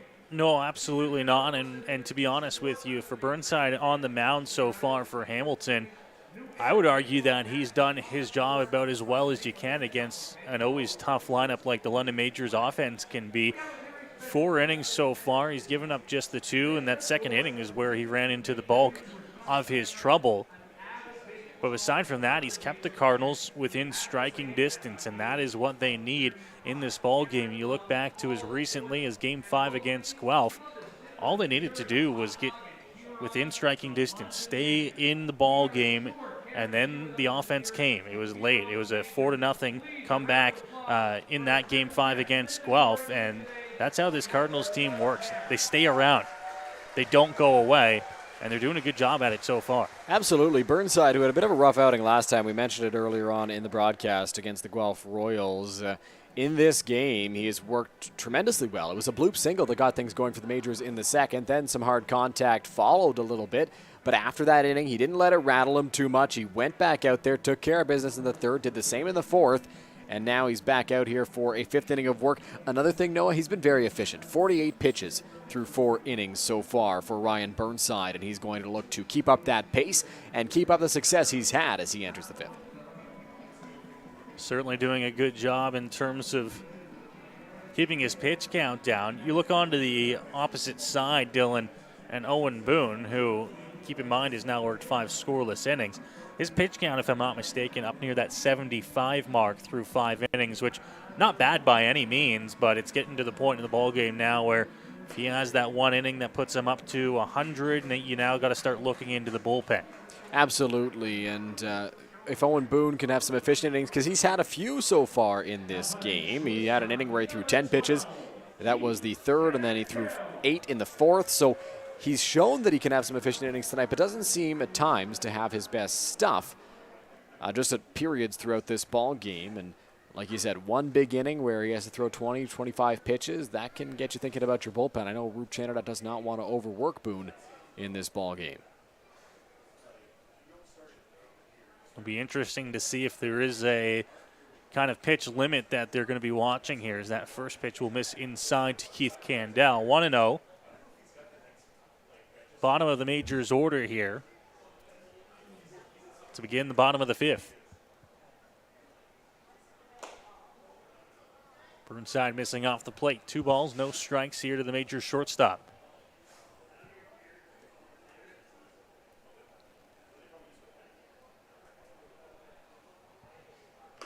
Now inside and up to Candell. 3-0. Not the start to the inning that Burnside of the Cardinals wanted here, in danger of walking Candell to begin the inning. And it will miss. 4 straight to begin the inning here, and Keith Candell is aboard. Keith Candell taking all the way, you'd imagine, on 3-0 right there, and able to draw the walk. Candell, a guy who can hit at the top or the bottom of your order, in this case, batting 9th and turning things over to Jacob Newton, standing on base. He's standing at first base. He's got a good on-base percentage. He's a good on-base guy, always has been, and able to get a lot of hits as well. So Candell now stands over at first with Newton coming up, top of the order to follow. The top three in the Majors order has kind of been quiet so far in this ball game, though Newton has hit the ball hard a couple of times. We'll see if they can change their fortunes here in this fifth inning. Pitch missing off the plate. 1-0 to Newton here. 5 straight to begin the inning.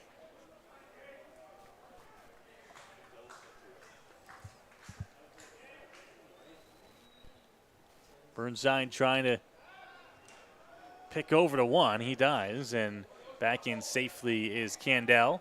Looks like the group that was cheering on the ball 4, ball 3, ball 4, they haven't been keeping up so far in this fifth inning because that's 5 in a row from Burnside. Burnside ready, delivers, called a strike on the outside edge to Newton. And the count moves to 1-1.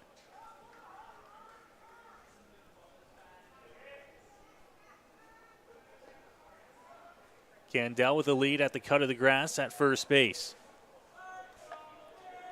He's angled slightly towards second. Burnside looks, comes set. Candell fakes, he's not going. Pitch will miss off the plate and move the count to 2-1.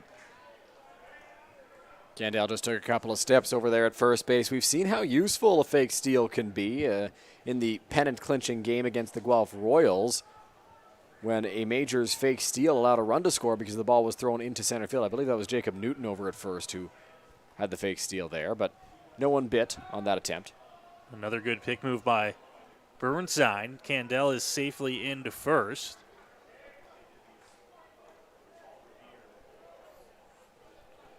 Some light stretching down in the Cardinals bullpen.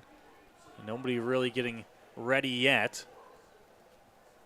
As Burnside works, here's the pitch, hit up the middle. Candell was going. He's going to be around second and into third. The hit and run works to perfection. Runners at first and third, nobody out here to begin the fifth.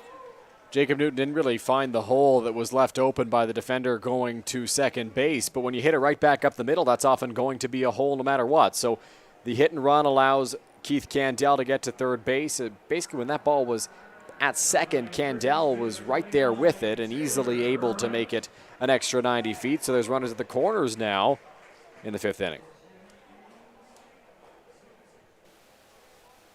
And for the Majors here, Dylan, this inning, an important one. That you've got something going with the first couple of batters to reach base.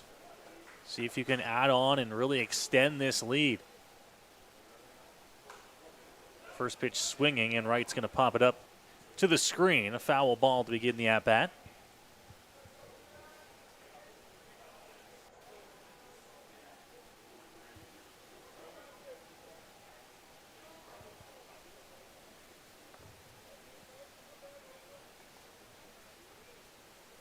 Burnside from the stretch here with runners on the corners. Candell at third, Newton at first. Comes to the plate. Wright's going to lace one out to left field.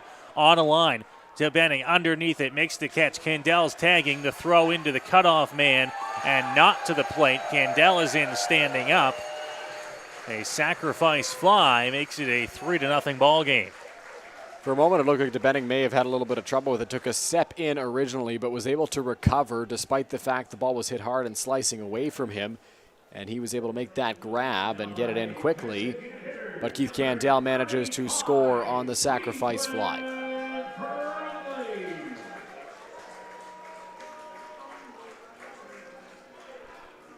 So one gone, and Cleveland Brownlee, who's 0 for 2 so far, will come to the plate here for the Majors. Newton still at first base. And he's going off to second. The curveball is on the outside edge, and he's in there safely. A stolen bag moves him up into scoring position. Good jump there from Jacob Newton over at first base, racing into second. He's got plenty of speed. And he's able to make it in there safely. Oh, pardon me, it is 0-1 as it was called a strike on Brownlee on the outside edge.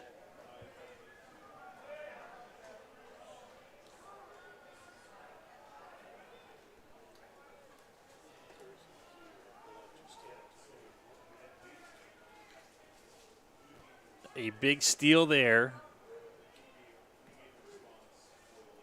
for Newton. Now he's just a hit into the outfield away from scoring. And Brownlee a healthy cut, but he fouls it back into the screen. And it's quickly 0-2 here on the Majors designated hitter. Brownlee behind in the count, no balls and 2 strikes, as you mentioned. Noah still looking for his first hit of the ball game. Struck out swinging in his first trip and then popped out to Ryan Burnside in his last trip to the plate.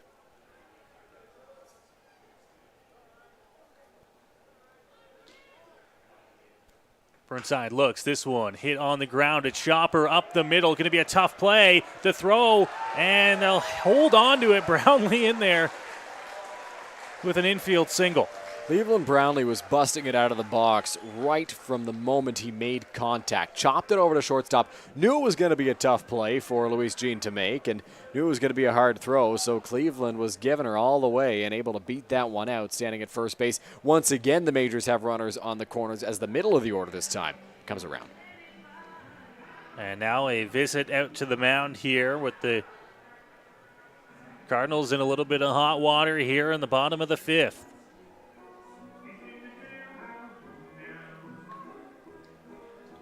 What do you think this conversation's about, Dylan, on the mound? Is this more of a give the bullpen some time, which, by the way, is now up and working here in the bottom of the 5th, or do you just give a little bit of a breather for Burnside on the mound? I think it's a little bit of a breather for Ryan Burnside right now. Like you mentioned, the bullpen is up and active right now for the Hamilton Cardinals. But Burnside has been pitching well. He's at 61 pitches. And just trying to tell him, hey, listen, we believe in you to get through this inning. We've got help on the way if you need it. But we think you can get the next couple of outs that we need. It's going to be very difficult with Robert Mullen and Starling Joseph, the next 2 batters to hit. Doesn't get any easier after that with Byron Reichstein due up. But I think the message was to Ryan Burnside, hey, we need you to just push through and get 2 more outs. Fouled off at the plate on the first pitch to Robert Mullen. Brownlee took a little bit of a fake jump at first on the first pitch of the at-bat. Cleveland loves to take those stutter step fake steals over at first especially, sometimes second base, but more often first, just trying to mess with the head of the pitcher and the catcher. Gets the oohs and ahs from the fans in the seats, but I'm not sure if he gets Burnside thinking at all, as that one's fouled back again by Mullen. Now he's in a hole 0-2. I don't think he got Burnside thinking, but it looked like the catcher, Jeremy Veilleux, was getting ready to throw on the pitch that Mullen fouled off.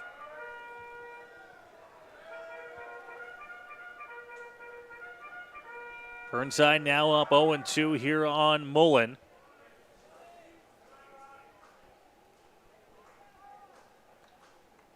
Strikeout here would be huge for the Cardinals. Look, delivery. 0-2 is going to be outside, blocked by Veilleux, and the count moves to 1-2. Good take there from Robert Mullen as that one dove away from him. Veilleux did a good job keeping that in front of him. Newton definitely a threat to score from third base with the speed he's got on any kind of pass ball. Brownlee at first, Newton at third, and a swing and a miss. A huge strikeout there for Ryan Burnside as he strikes out Robert Mullen. And there are 2 gone here in the inning. Striking out Robert Mullen is not an easy feat. Not only did he lead the Intercounty Baseball League in batting average this season, but he did not strike out very much at all. But Burnside gets a huge strikeout right there. All you need's 1 out now. Starling Joseph coming up to the plate. Here's the thing. Starling Joseph 2 for 2, 2 doubles. One of them was a little bloop between the shortstop and left fielder, but the other was absolutely tattooed down the left field line. Been swinging the bat well here. Continues into this contest and now looking for a big hit here for the Majors in the bottom of the 5th. That one's going to skip to the plate and blocked by Veilleux to keep it in front of him. Count stays at 1-0. Just got in front of that baseball any way he could. It wasn't maybe the best technical block, but he did the job. He kept it in front of him and kept it close enough that Jacob Newton could not come in to score from third. Looked like he went to reach for it with the glove, and it actually got past the glove and hit off the shin guards to keep it in front of him. 1-0 now on Joseph. off the plate. 2-0 now. That one a bit tougher to lay off for Starling Joseph, but he was able to ensure he didn't swing at that pitch. Now in a big hitter's count here against Burnside.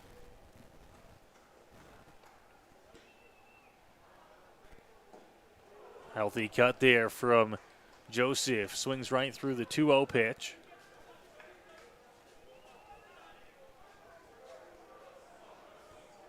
Might have been ball 3, a little bit over aggressive at the plate possibly, but that's part of the reason why he's 2 for 2 so far tonight.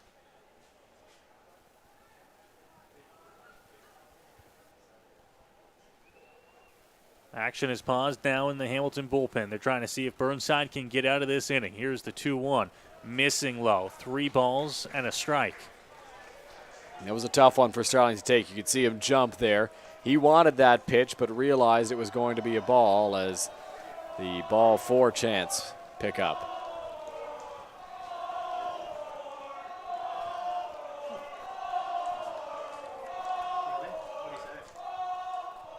And it's going to be hit on the ground to second base. Shoveled to 2 in time to get Brownlee.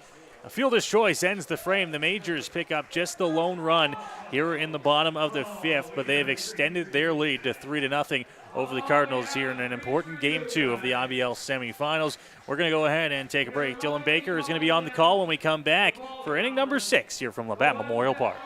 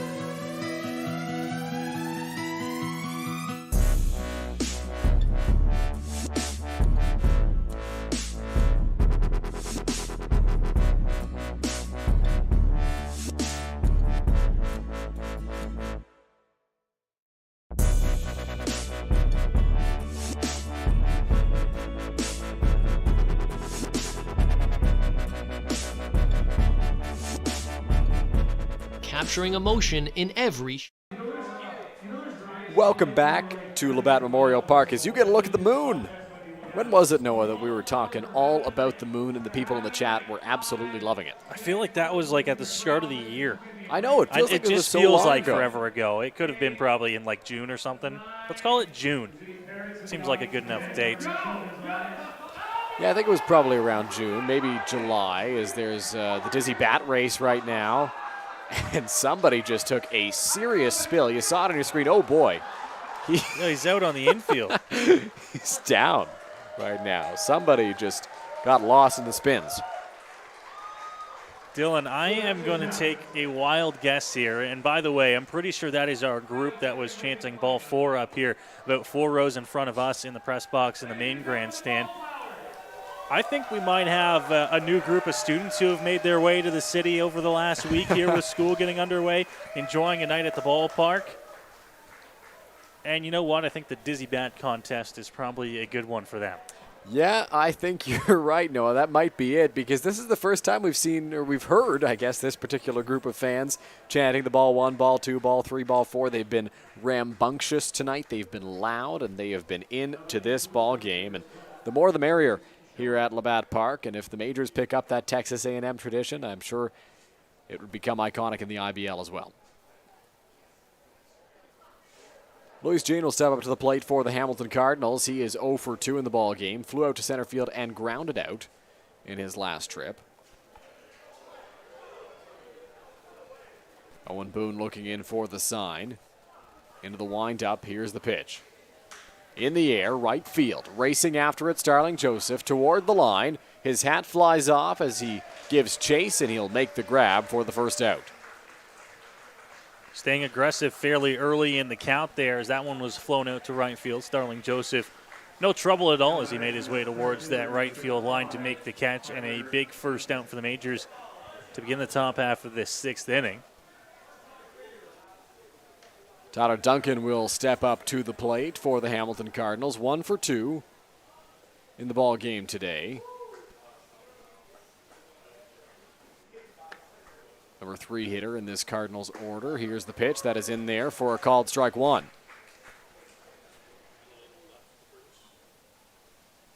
Owen Boone, throughout the course of this ball game, has gone through stretches where he's looked a little bit uncomfortable. Those were mostly in the first, second, and third. Since then, has really settled down. Here's the 0-1. That is in the dirt for ball 1. It's a ball and a strike.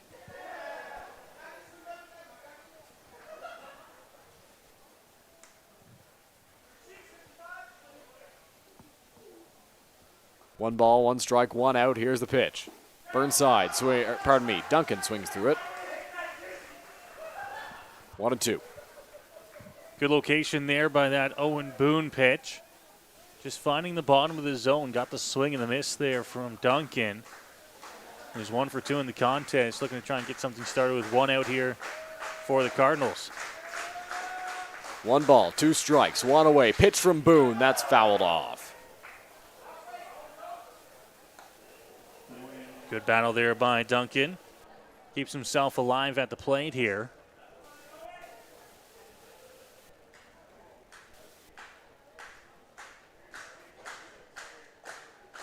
Boone gathers himself on the mound. Fans clapping to cheer him on. Here's the 1-2. Breaking ball, fouled off. Duncan doing everything he can at the plate to just keep on battling, keep staying alive.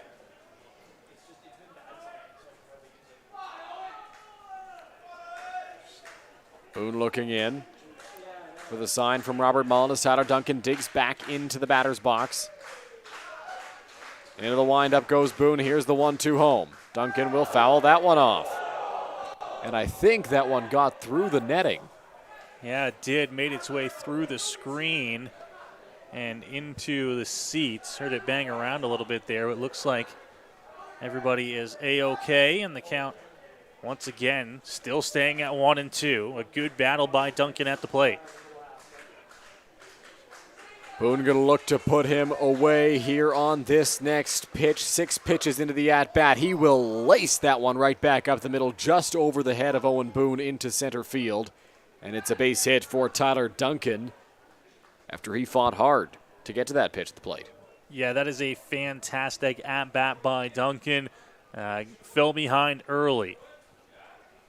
And then foul ball, foul ball, foul ball, and then laces one back up the middle for a 1-out single to get the Cardinals a base runner here in the inning. So that'll bring up Lane Renault, who is 0 for 2 in the ball game today. Grounded into a fielder's choice in his first time up and then struck out swinging the last time he was at the plate. Steps up here with 1 away in the top of the 6th inning.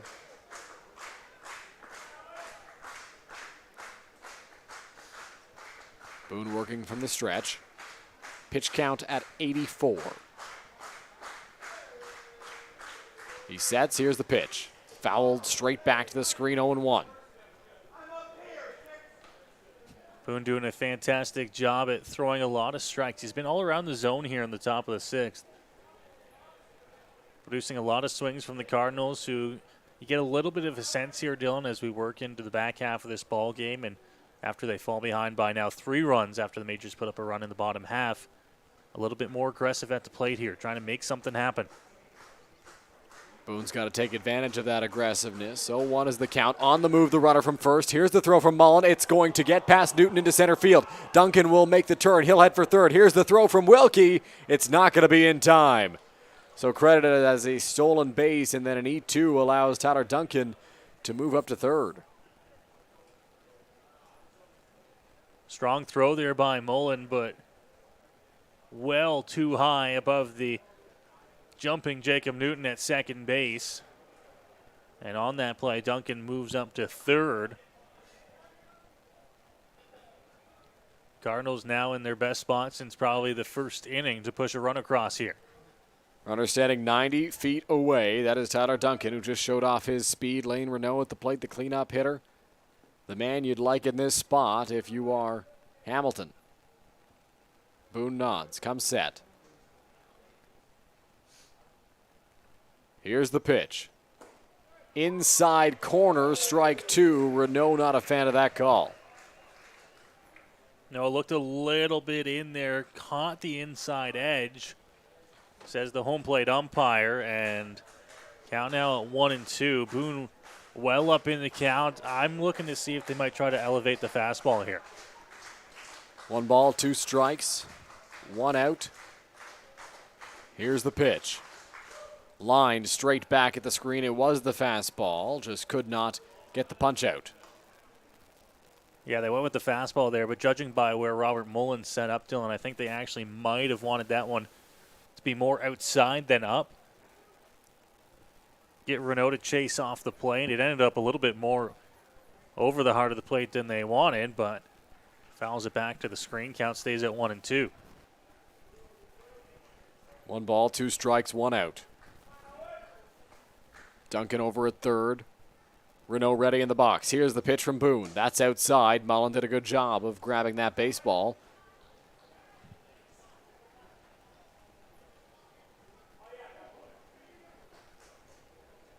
Stayed a little bit soft and away there on 1-2. Now the count evened up, but I think they might go back inside here. Done a good job at working against the Cardinals batters here.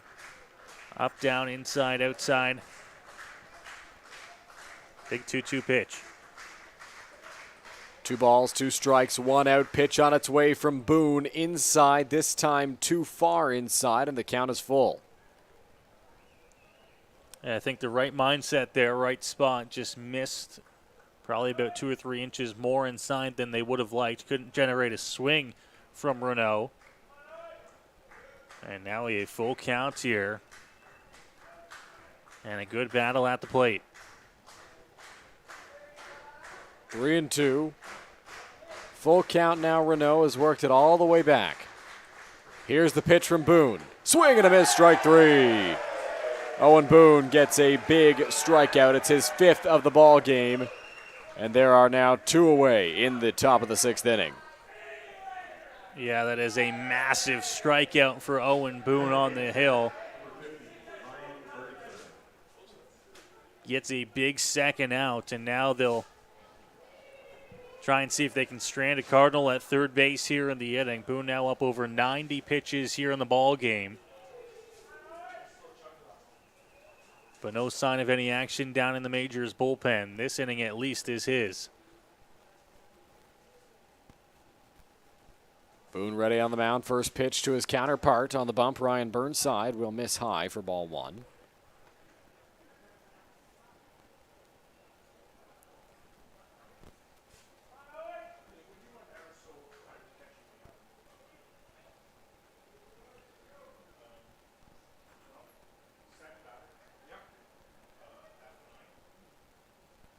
One ball, no strikes. Boone ready. Here's the pitch. On the ground, right back towards the mound. Boone on it quickly. Burnside can run, and that one's going to get away from Dan Perrier. The throw got into right field, and a run will come across to score. So Hamilton is on the board. It's 3-1. Man, that is a tough play for Owen Boone. Getting off the mound there and trying to pick that one out of the grass and throw it over to 1. I think it hit off the plate, and now we'll get a little bit of time here as Brent Wills comes out to the mound to chat things over with Owen Boone. Looks like the Majors bullpen is somewhat active at the moment. Just a catcher getting up right now. Brent Wales going to talk to Boone to try to calm him down, give him a breather, get him ready for the next batter. Not sure what the official scores ruling on that last play will be, whether it's a hit or an error. It is an error charged. Yeah, 2 errors up on the board for the Majors now, so that suggests that an error charged, and I would imagine it's to Boone. That's another one, Dylan. The chopper looked like hit off the plate again, and it kind of just died on the grass. I don't know if Owen Boone was expecting that one to take another bounce when it hit the grass. It didn't. It just died, and he actually kind of stopped then had to get going again to go get the ball. And by the time he did, I don't think he was going to have a good shot at getting Burnside coming down. Here's another look at it. And second hop, it just kind of sticks there. And Boone unable to throw it. He might have been better off to just hold on to that one. Although it looked like VU was going to, or pardon me, the run was going to come in to score anyways, as now VU comes to the plate. So VU steps up. He's got a runner over at first with 2 away. That one will miss high.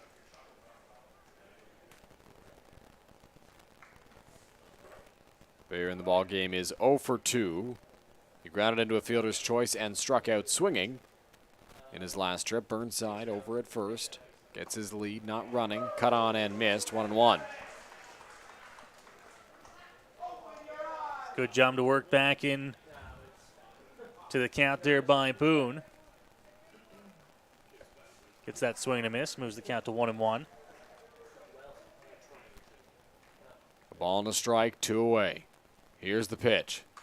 Line drive, straight back to the screen, 1-2 as Boone's pitch count reaches 96. We do now have some action in the Majors bullpen, as we've said, as Boone reaches that century mark shortly. Love to get out of this inning before he does. 1-2, 2 out. Burnside at first, looking to put away Jeremy Vieux. Here's the pitch. That's going to miss. 2-2. There's the look at the Majors bullpen. Brendan Farrington begins to throw here in the top of the 6th inning.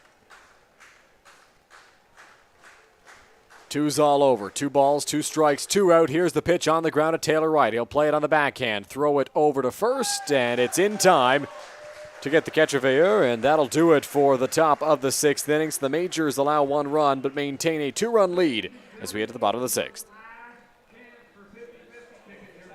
Great work there by Owen Boone. Gets through that inning, and we'll see no handshakes on the way off the field there. So it doesn't look like, at least right now, Dylan, the night is over for Owen Boone. Braden Farrington has kind of stopped throwing out there. Looked like maybe he was getting ready in case the Majors found themselves in a pinch and needed some help.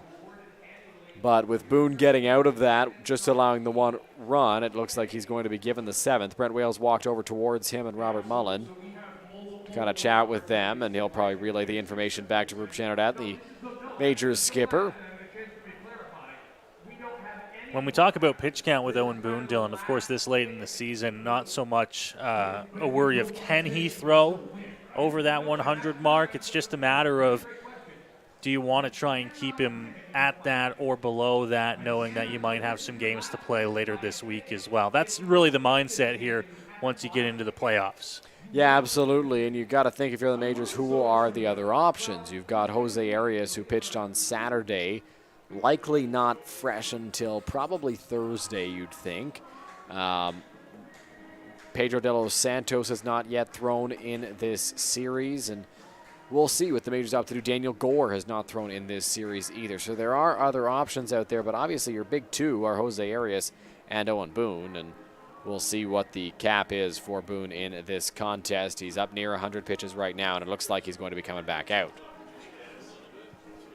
Yeah, he's back out to the mound, and you got to look at the series schedule as well.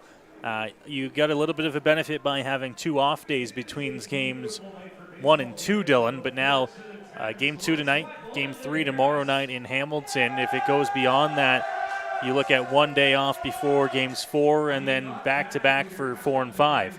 So the series, they're really jammed in here in the month of September for the IBL playoffs, and if you get into a situation where you're playing 3 or 4 games in a week, then you're getting into sometimes your 3rd and 4th starter. Absolutely. That pitching depth is so huge in the Intercounty Baseball League playoffs because the series are so jammed together. And for the Majors, they're likely going to have to dip into the pool of other starters that they have. There's no big amount of off days between games, so Arias and Boone can start 2 of the games in this series, maybe a 3rd for Arias, who got the ball in game 1. But you're going to need a De Los Santos in this series. You're going to need a Daniel Gore in this series. And we'll see what the plan is for the Majors the rest of the way. Dylan, in the out-of-town scoreboard, 4-2. The Jackfish lead in the bottom of the 6th inning against the Maple Leafs, but they have loaded the bases with 1 out against Marek Deska of the Leafs. So looking to try and have a big inning. Are the Jackfish looking to stay alive in that 3rd game of the semifinal on the other side of the bracket? Welland will always put up a good fight. As the first pitch to Byron Reichstein is in the air on the infield. Gene running in. And he will make the grab for the first out. Quick first down off the bat of Reichstein there on the infield, and that's the efficiency you need for Burnside on the hill. Getting outs and getting them very quickly here in the bottom of the 6th. Dan Perrier will step up to the batter's box now. He's 1 for 2 in the ball game. He singled in his first trip to drive home a run and then popped out the infield fly rule to Luis Jean in his last time up as the first pitch will miss high.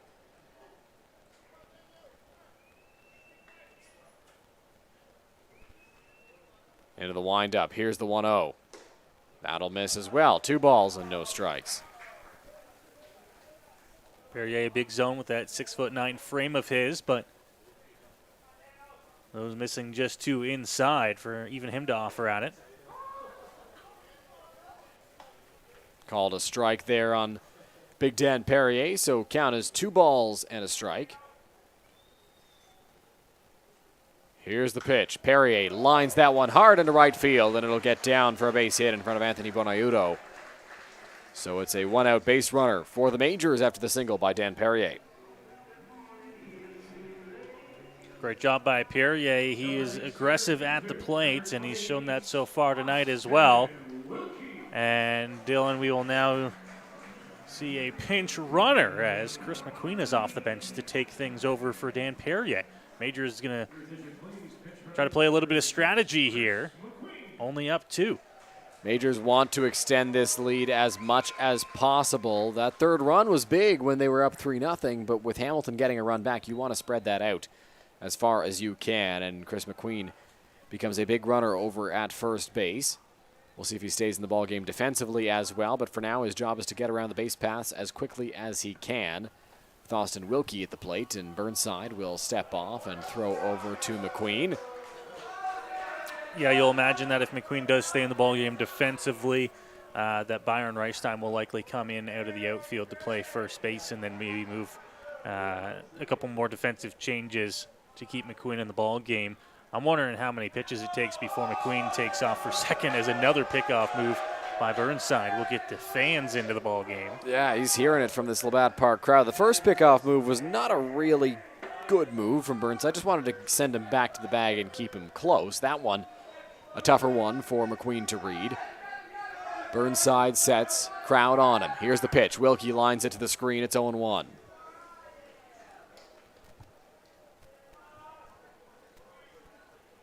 Couple of looks over to first base and then came right at Austin Wilkie.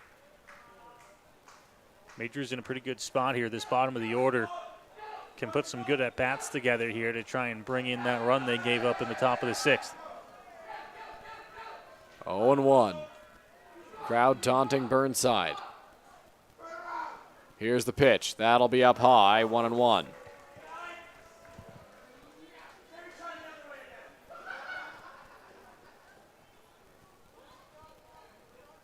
Queen still hasn't gone anywhere at first base, and to be honest with you, Dylan, I thought within the first 2 he was going to be off. So we'll see if at all they do or if they were just trying to wait and see out Burnside.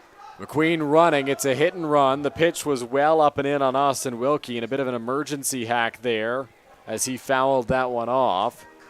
Count as a ball and 2 strikes. Perfect situation there and a perfect example, really, of how sometimes the hit and run isn't always your friend. The Majors use the hit and run a lot. We've seen it throughout the season. We've seen it in years past with Roop Chanderdat. They use the hit and run to their advantage, but that's a situation where you have a guy like Chris McQueen. He had that bag stolen, but Wilkie was forced to swing at it and fouled it off. That one is in the dirt. McQueen off on the move again. The throw is off the mark, and Chris McQueen will steal second base. Didn't waste any time to go on the next pitch. He can run, and he stole that bag easily. I don't even know if that throw was on line if they would have had him. Count moves to 2-2. So Wilkie now has a runner in scoring position. He's 0 for 2. Reached on an error in his first trip and then popped out in foul territory to Jacob Underwood. Burnside sets out there on the mound. One away, runner at second base, and Chris McQueen has plenty of speed. Takes a peek. Here's the offering. Swing and a miss. A good breaking ball. He pulls the string on Wilkie, who comes up empty on that hack, and there are 2 gone now for Keith Candell. Wilkie nothing to show for that at bat as he makes his way back to the Majors dugout. A big second out on the hill for Ryan Burnside. And now it'll be the bottom of the order. Keith Candell to try and at least extend this inning and turn it over for the top of the Majors order. Or see if he can't bring that run in himself.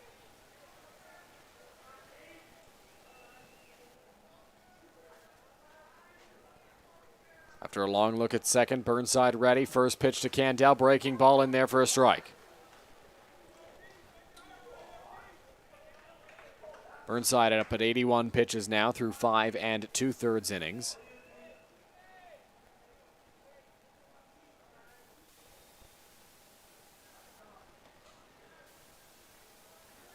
Burnside will step off and take a look back at McQueen.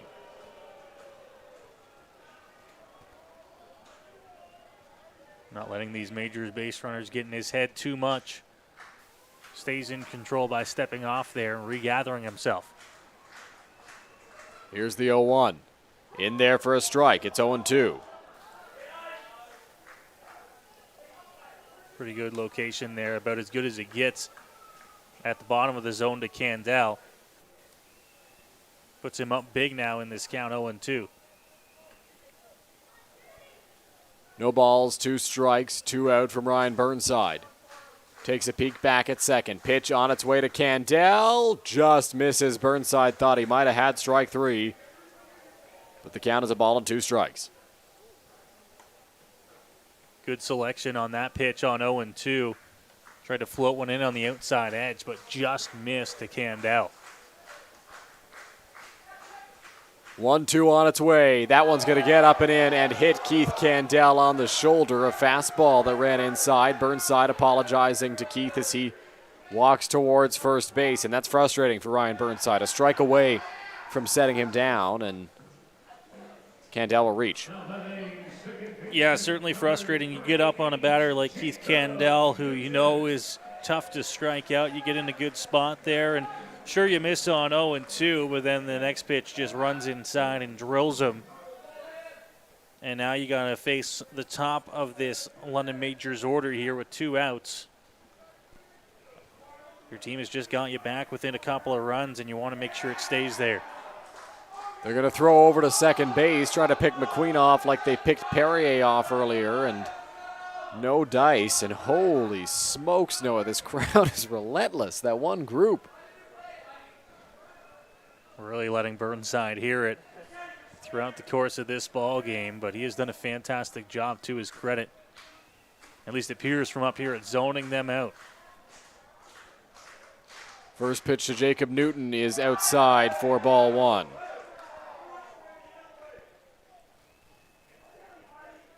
Newton 1 for 3 in the contest so far.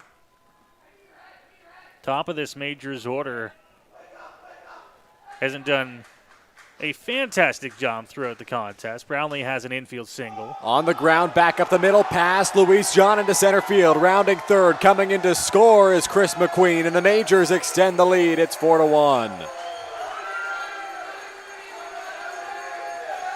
A right on cue. The top of the order delivers a big base knock for Jacob Newton.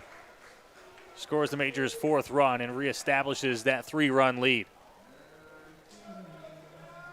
So the Majors lead by 3 now as Taylor Wright will step into the batter's box. The move to the pinch runner pays off for London. Wright has flown out 3 times. One of them was a sacrifice fly to left field. He's flown out to all 3 fields in the ballgame. Went to right, then center, then left. Here's the pitch. Wright will take that one low for ball one.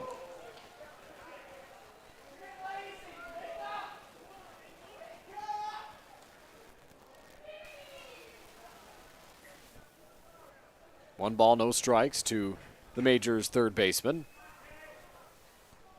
Here's the offering. Off the plate outside, 2-0. Bullpen continues to work here for the Cardinals. Is now a visit from the dugout for Ryan Burnside after he falls behind 2-0.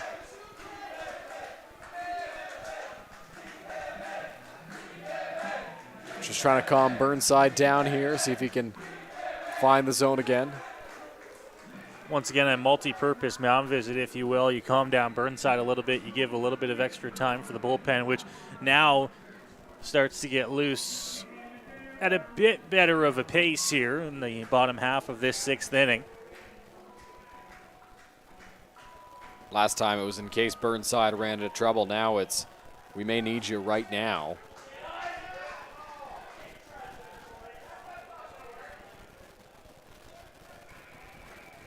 So the crowd's still on Burnside as Taylor Wright will dig back into the batter's box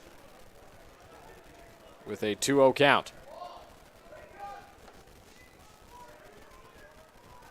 Burnside peeks back at second base. Keith Candell out there. That one hits the outside corner. It's a strike. Pretty good location there, outside edge, and gets Burnside back into this count and back into this at-bat against Wright.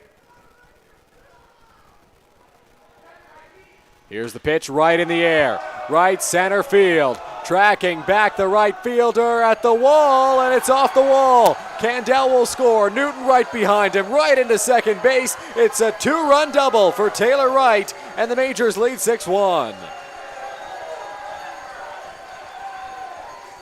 You hang around, you look for the big hit, you look for the big inning, and the Majors might have found it right there off the bat of Taylor Wright as he took that 2-1 pitch way deep out to right center field, bounces off the wall about 2 feet off the ground, and this lead now swells to 6-1 for London, and in danger of getting even bigger if now Cleveland Brownlee can connect on one. It looks like the bullpen might be just moments away from being ready for Hamilton, but it doesn't look like it'll be ready in time for this at-bat. Brownlee ready in the batter's box. He's got some chance from the crowd. Here's the first pitch to Cleveland. Breaking ball outside corner. Cleveland doesn't like the call. Yeah, on the outside portion of the plate there, but been called a strike all day on that outside edge. Good breaking ball to begin the at-bat. Runner at second, 2 out. Here's the pitch. Brownlee takes a big swing at that one. Comes up empty. It's 0-2. Aggressive swings there by the Majors' designated hitter, but unable to come up with anything. Now falls behind 0-2. Brownlee gathers himself, gets ready for the upcoming 0-2 pitch. Looks out at Burnside. Here's the offering on its way. Swing and a miss, strike 3. Cleveland Brownlee set down on strikes to end the bottom of the sixth inning, but the Majors, they get 3 in the frame, including 2 on a 2-run double for Taylor Wright. We're through 6 completed at Labatt Park. Majors lead 6-1. Do you know where your food comes from? Like where it really comes from? It comes from farms, farmers, and their families. At Healthy Eats, we believe if we wouldn't serve it to our families, we wouldn't serve it to yours. From farm to folks, we do things the way they're meant to be.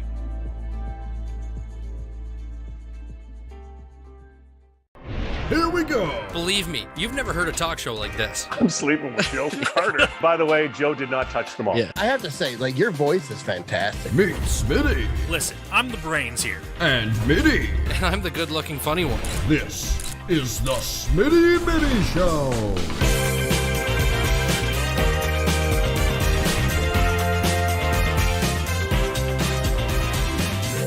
Catch new episodes of the Smitty and Mitty Show wherever you get your podcasts. Go beyond the scores and get to know the athletes who call the Forest City home. Game Day London brings you in-depth stories and conversations about London's major teams and athletes. Whether it's the London Knights, Nationals, or Lightning, or even your London Majors, Game Day London has you covered.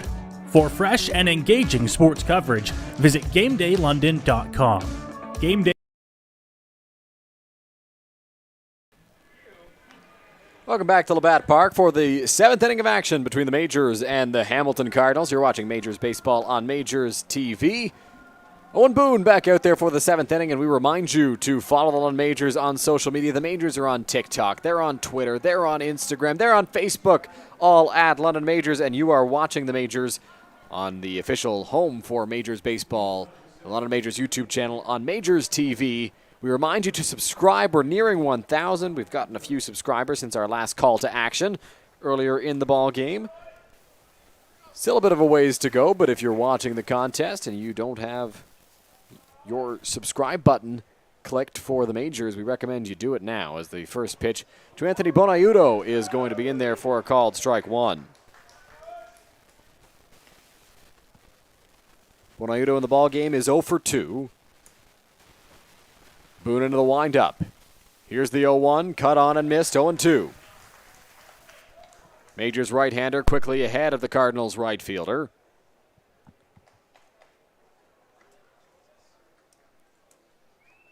Shaking Mullen once, ready is Boone. Here's the pitch. In the air.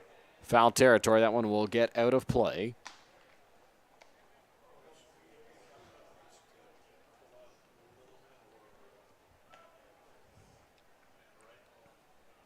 Boone going to gather himself and get set here on 0-2. After the fastball was fouled off by Bonaiuto, it's possible they go to the breaker here.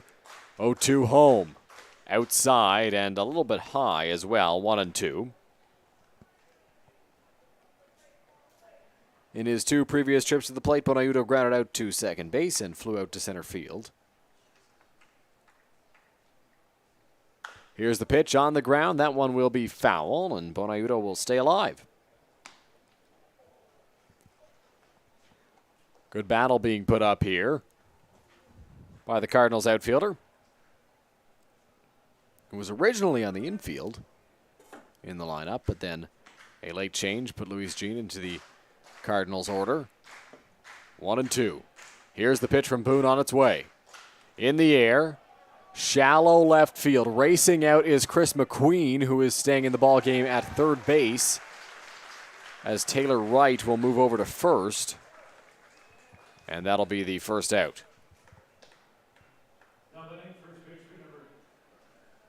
Interesting defensive change there, Dylan. Chris McQueen, as you mentioned, they're staying in the ball game. Came in replace of Dan Perrier on the bases. Perrier, of course, was at first base. So just a swap between first and third as Taylor Wright, who has played his fair share of first base as well, moves over. Taylor Wright has played some third, some short, and some first as well this year. And right here getting called upon to play first base, as here's the first pitch to Jacob Underwood. That one will miss for ball one, though the umpires in the crowd thought that was a strike. At least one of them did. 1-0. Boone into the windup. Here's the pitch on its way. In the air. Foul territory. McQueen racing over again. He's got room and tested a couple of times so far since coming into the ball game, Chris McQueen, and he's come up big on both opportunities. 2 pop-outs in foul territory.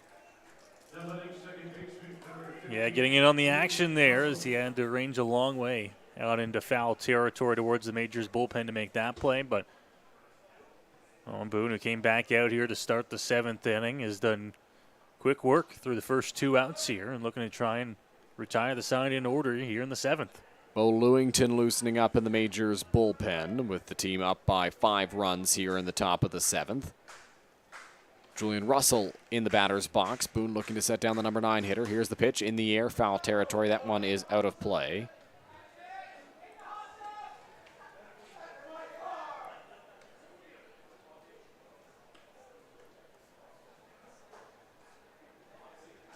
Russell 0 for 2 today.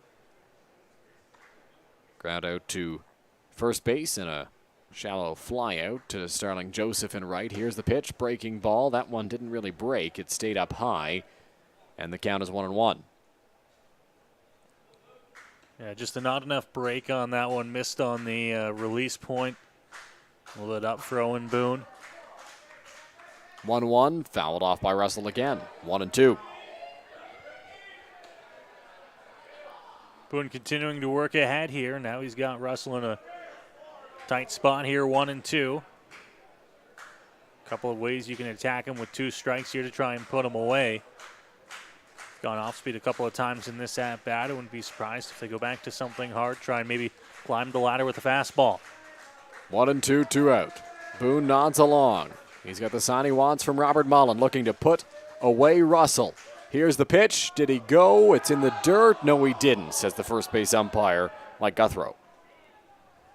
Need the appeal there, but they're going to say that Russell did enough to keep his at-bat alive here.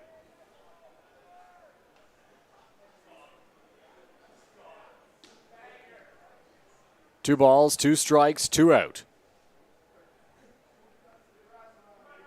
Owen Boone out there on the mound. Julian Russell in the batter's box. Boone looking to put him away and get through 7 innings, allowing 1 run. Here's the pitch. That one's going to miss. Full count now on Russell. Russell just staying alive here in this count. This count makes it 3-2, and he'll try to find his way on base any way possible here in the 7th.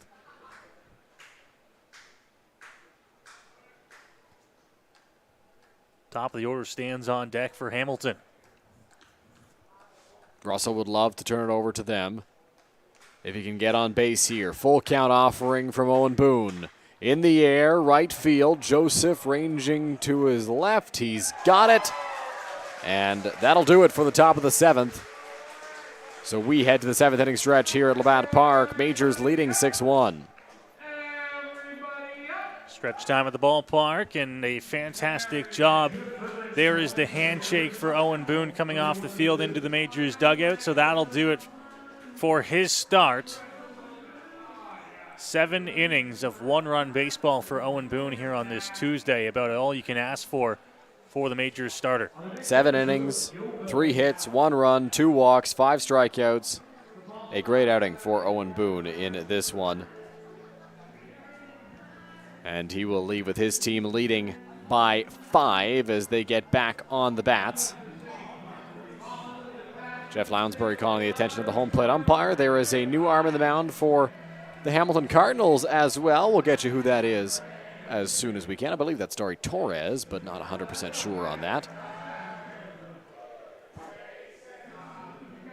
End of the night for Burnside, who, when all is said and done, will give up 6 runs. Although for the first 5 and really into that 6th inning was doing a good job here against this Majors offense. Just might have needed to pull the plug a little bit earlier. Yeah, it's possible that's what the Cardinals needed to do, but the Majors will certainly take advantage of that, and they lead by 5 runs. It is Dari Torres out there on the mound for the Hamilton Cardinals as during the 7th inning stretch, some fans bringing the lighters out here. I mean, it's been a fun experience for all on a Tuesday. Same group of fans that has been keeping us, if nobody else, entertained throughout the course of this ball game. Yes, Dari Torres into the ball game here for the Cardinals. We'll do another check at the out-of-town scoreboard. One other game in the Intercounty Baseball League this evening. Game 3 between the Jackfish and the Maple Leafs. The Leafs looking to try and win that series, sweep away the Jackfish, but the Jackfish not going away quietly. They have a 6-2 lead in the bottom of inning number 7 at Welland Stadium. They're in the same spot we are, headed to the bottom of the 7th inning. Starling Joseph dancing along to the music as he gets ready. In the on-deck circle for the Majors, it'll be Robert Mullen, Starling Joseph, Byron Reichstein. And no, we talked earlier about how Jacob Newton and Taylor Wright were kind of in this flip spots of where we thought they'd be. Mullen and Joseph doing the same thing. Mullen leading off the inning. He's closer to the dugout than Joseph is. Well, what do we know, eh? Exactly. Clearly nothing. Absolutely nothing. I'll tell you what, these fans sure know how to sing this song. because everybody appears to be singing along in the park right now. Not a big crowd here at Labatt Park on this Tuesday evening. Kids go back to school this week, and the fans that have made it out enjoying a 6-1 Majors lead here at stretch time. We go to the bottom of the 7th. 4-5-6 due up for the Majors as Dari Torres gets ready on the mound. Here's the pitch. Robert Mullen takes a big hack at that one, comes up empty. Big hack, a little bit of an understatement on that swing. He was trying to find a pitch that he could drive, hoping that Torres would just float one across the plate to begin his outing. Here's the 0-1, cut on and missed, 0-2.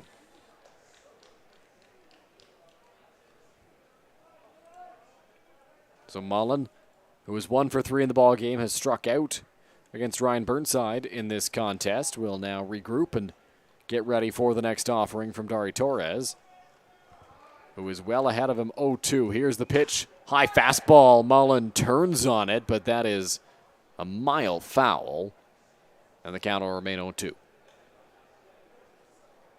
Tried to climb the ladder there with the fastball on Mullen, and he was waiting and ready for it. Actually well in front of that lively fastball. Here's the pitch. Mullen flares that one into center field, and it's going to drop in. A couple of blue pits for Robert Mullen in this one. Sometimes the best hitters, they can just find holes out in the outfield. That is what Robert Mullen has done tonight. He moves to 2 for 4 in the contest, but both of his hits, Dylan, not hit hard at all. Just flared them out, dropped them in front of the outfielders. And a similar situation here to what the Majors scored on in the second to begin this 7th. That was a bloop single for Mullen that was followed by a Starling Joseph double. We'll see what they can do in this spot. Here's the pitch to Joseph. He'll take that one for a strike. It's 0-1. Majors with 11 hits in the ballgame according to the scoreboard. I've only got 10 in my scorebook, but 6 runs on the board. Hamilton just with 3 hits and 1 run as Joseph comes up empty on that swing.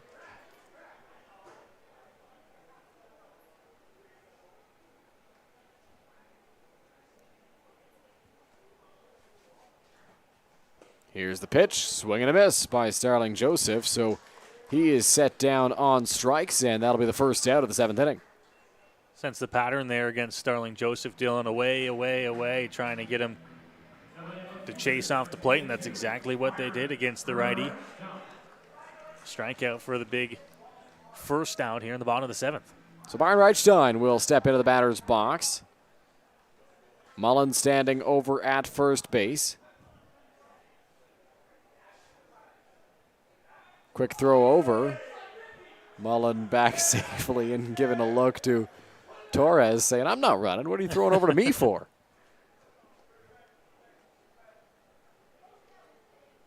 Here's the pitch. Reichstein takes one just off the plate outside for ball 1.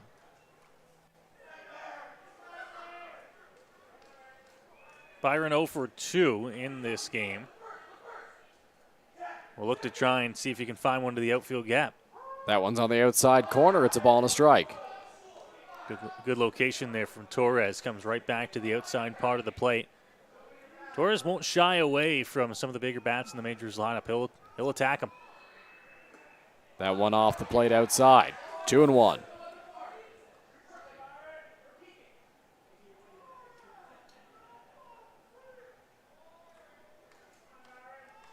Two balls, 1 strike, 1 away. Reichstein in the batter's box. He's got Robert Mullen over at first base. The pitch on the ground, hit hard and fair down the right field line. Mullen will round second and dig for third. It's all the way in the corner. Bonaiuto having trouble out there. Mullen's going to round third. He's going to head home, and he's going to score on an RBI triple for Byron Reichstein. Talk about a perfectly placed hit down the right field line for Byron Reichstein. Turns on this pitch and hits it no more than 2 or 3 inches inside the line over top of first base, and then it just rattles around in the corner. down in right field in foul territory, having trouble with it is Bonayuto, and that allows Reichstein to jog into third base with a stand-up double, making this a 7-1 London Majors lead. So Chris McQueen will get his first trip to the plate of the ball game. Came in as a pinch runner for Dan Perrier. The Hamilton Cardinals infield is in. First pitch to McQueen will miss high. They want an appeal down to third base. Jeff Rose says he did not swing. It's 1-0. Interesting here, down 6 runs, that the Cardinals going to try to save a run if they can. Possibly also predicting Chris McQueen might ground into something here. Line drive to third base, and getting back there in time is Lane Renault to double off Byron Reichstein. But the Majors add on to the lead with an RBI triple for Byron Reichstein. Noah Smith back on the call when we come back. You're watching the Majors and Cardinals in the IBL Semi Finals on Majors TV. My name's Tiffany Creasy, and I take care of the sales and marketing at Rickard Promotions and Recognition. Some of the things that we do at Rickard Promotions and Recognition is we bring your brand to life. We kind of put your logo on anything that you can give away or brand, and we can service clients right across Canada. At Rickard Promotions and Recognition, we can take care of your designing of your logo for any artwork that you need done for the branding. And a lot of people don't realize we can do that here. We also have our in-house production that we take care of your order from start to finish right here at our one location. So with keeping everything in-house from graphic design to in-house production, we're able to get you your order a lot quicker with a faster turnaround time. We'll help gather your ideas together, give you some options to kind of narrow down the search for you, whether it be from your apparel to promotional products. And from there, we'll get your mock-ups done, proofs done, order done, and the quality control is right there all along the way for you.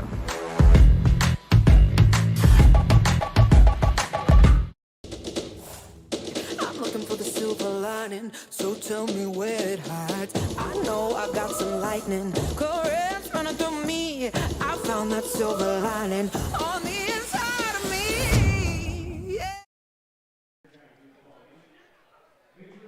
We are back here inside Labatt Memorial Park, Game 2 of this Intercounty Baseball League semifinals. It's the London Majors and the Hamilton Cardinals. London, over the last 3 innings, Dylan, has made this game a little bit more in their favor. 7-1 they lead as we head to the 8th, and a new arm into the ballgame for the Majors. Yeah, the Majors extended their lead, went up by 2, then by 3. Hamilton got one back, cut the deficit to just 2 runs once again, but the Majors added 3 in that inning to make it 6-1, and a Byron Reichstein triple right down the first base line in the bottom of the 7th inning. Extended the Majors' lead to 7-1, so they are up by 6 as Bo Lewington makes his way into the ball game for the Majors. Lewington in this postseason, I believe, appeared against the Brantford Red Sox in the first round of the IBL playoffs. Pitched in 1 game for the Majors, 2 1/3 innings, 6 strikeouts in those 2 1/3 innings, and 2 walks. On the flip side, he did allow 6 hits and 4 runs in that outing, but he struck out 6 and walked 2 in 2 1/3. Yeah, Dylan, he got that start against the Brantford Red Sox and didn't fare overly well. Hit around a little bit. Sox got 6 hits off him, walked a couple of guys. Did get 6 strikeouts, like you mentioned there, but at the end of the day, couldn't get out of the 3rd. We'll look to see if he can fare better here against the Cardinals. He's got a 6-run lead to work with here, but this Cardinals offense, not one to take lightly here. Owen Boone did a fantastic job through 7 innings, but now it's up to this Majors bullpen to try and work through the 8th and 9th.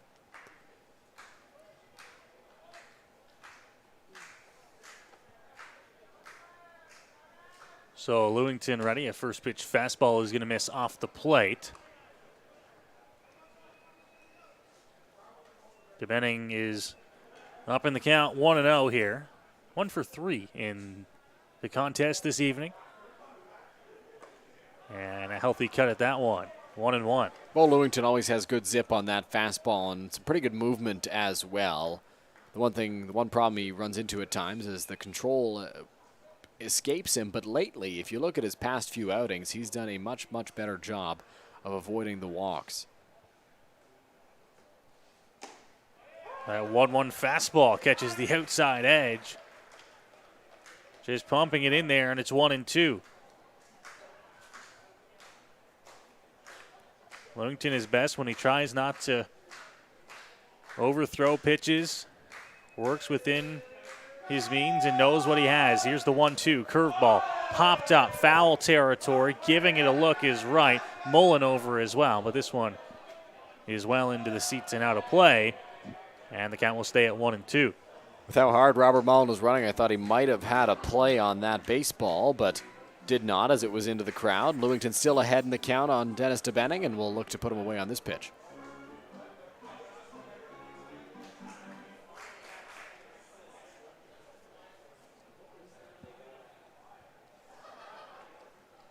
So 1-2, we're ready here again as everyone's settled back down. Lewington grabs his sign from Mullen. The fastball going to miss well outside, and the count evens up at 2-2.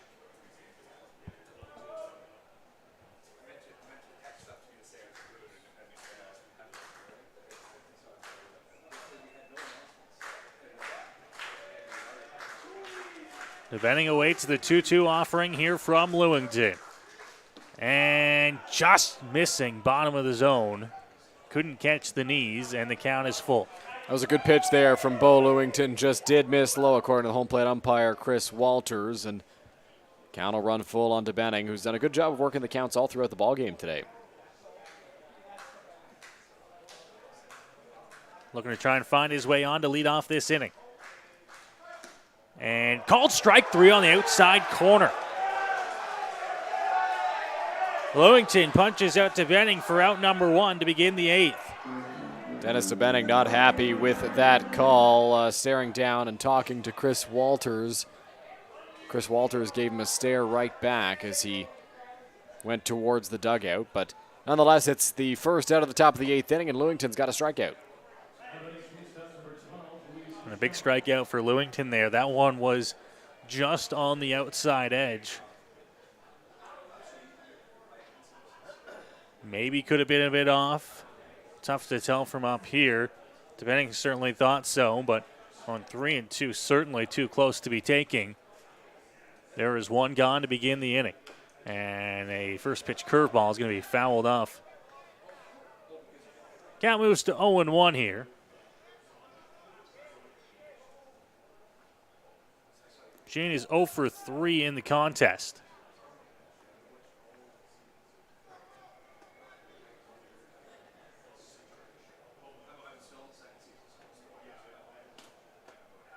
Oh, 1 look. Here's the delivery from the righty. This one fouled off, and once again will make its way into the seats. Lewington way ahead now, 0-2. Well, Lewington's done a good job of getting ahead of the 2 batters he's faced in this frame. Got ahead of DeBenning and now ahead of Gene here in this at-bat. Looking to put him away.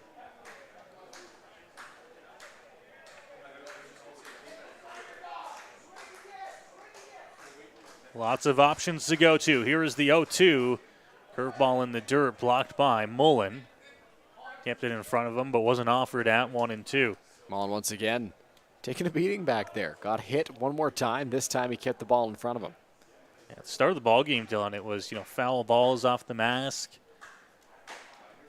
He's been active behind the plate, blocking balls as he always is. Some of these ones, he's a little bit slow getting back up. Ready for the 1-2. Lewington delivers, and it's fouled off and out of play.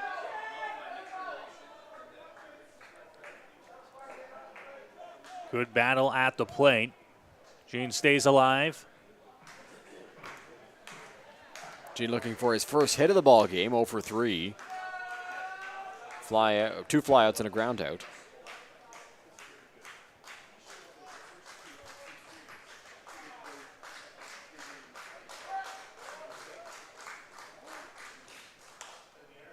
This one hit into shallow center and over top of the glove of Newton. It'll be a 1-out single for Gene, and he's aboard. Yeah, got jammed right there, just flared into shallow center field. Newton took a route to that baseball. It was a little bit tough because of the way it was tracking. It kind of went back behind him with the spin that ball had, so he couldn't come up with it as it went over his head, and now there's a runner over at first base with one away.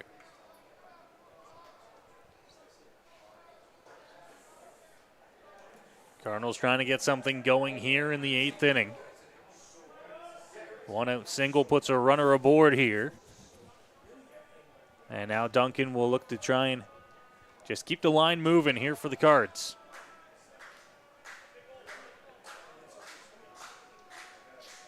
Lewington checks at the runner, works from the stretch here. The pitch going to be off the plate, and it's 1-0. Lewington with pretty aggressive movement in his deliveries. Very quick with it, does not take his time, not very deliberate. Gets to the plate and often finds a zone.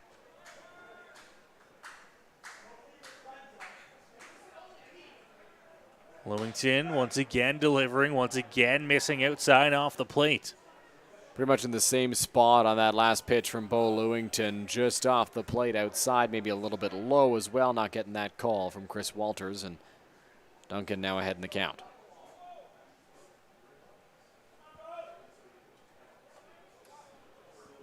Lewington at times has struggled to find the zone. On 2-0 here, it's going to be important to try and get back into the count. Fastball catches the outside corner. Well placed, and now it's 2-1. Good job by Bo Lewington on that last pitch, finding the outside corner. Beautiful pitch placement. Tough one to do anything with in the spot he put it. Another check at the runner at first. Delivers, but it's well outside. 3-1. Robert Mullen taking a few steps towards his pitcher out there, just trying to calm him down, get him in the right mindset to try and finish this batter off.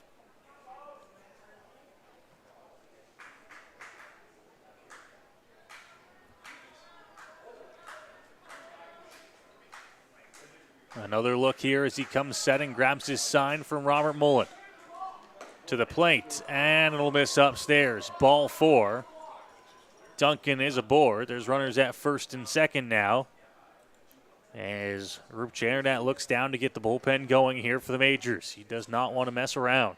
Yeah, Rup Chanderdat wants to ensure the Majors maintain this lead and take this ball game in a commanding 2-0 series lead. So Brent Wales will head out to the mound as Rup Chanderdat walks over to the bullpen to get somebody loose. It looks like that's Connor Ambrosio out there throwing for the Majors. As Brent goes out to talk to Lewington, just trying to get him in the right headspace to finish off this inning. Brent, clear message that he's trying to deliver to his man out there on the mound. Keith Candell going in there to pump him up as well. A good ground ball gets him out of it here.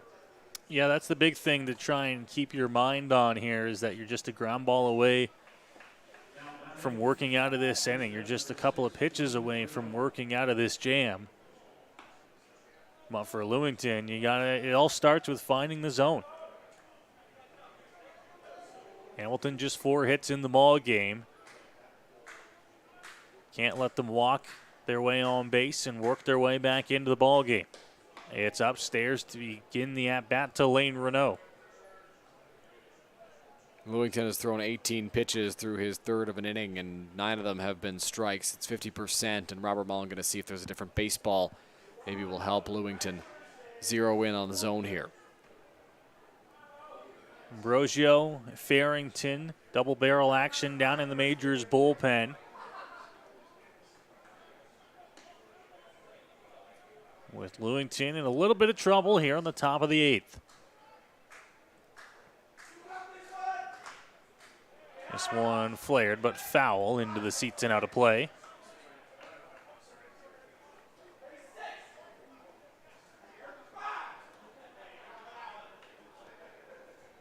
Robert Mullen rubbing up that baseball as he went to take it out to the mound. Clearly, Lewington just having a hard time getting a grip on some of the baseballs right now, and Mullen trying to make it as easy as possible for Bo.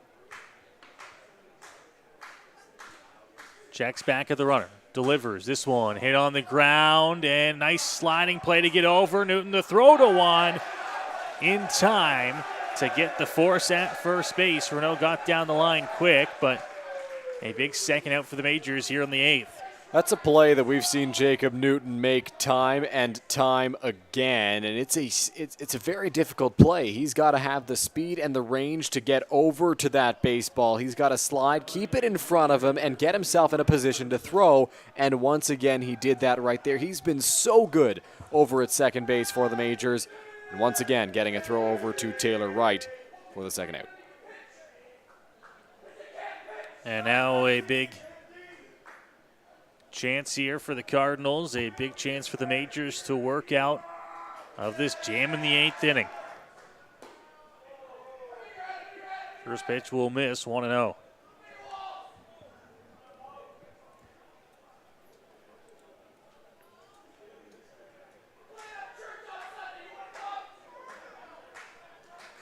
Bo Lewington, now his time is called at the plate.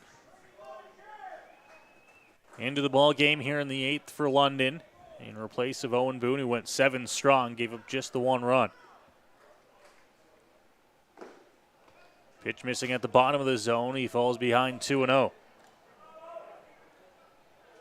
Good patience on display by Ryan Burnside.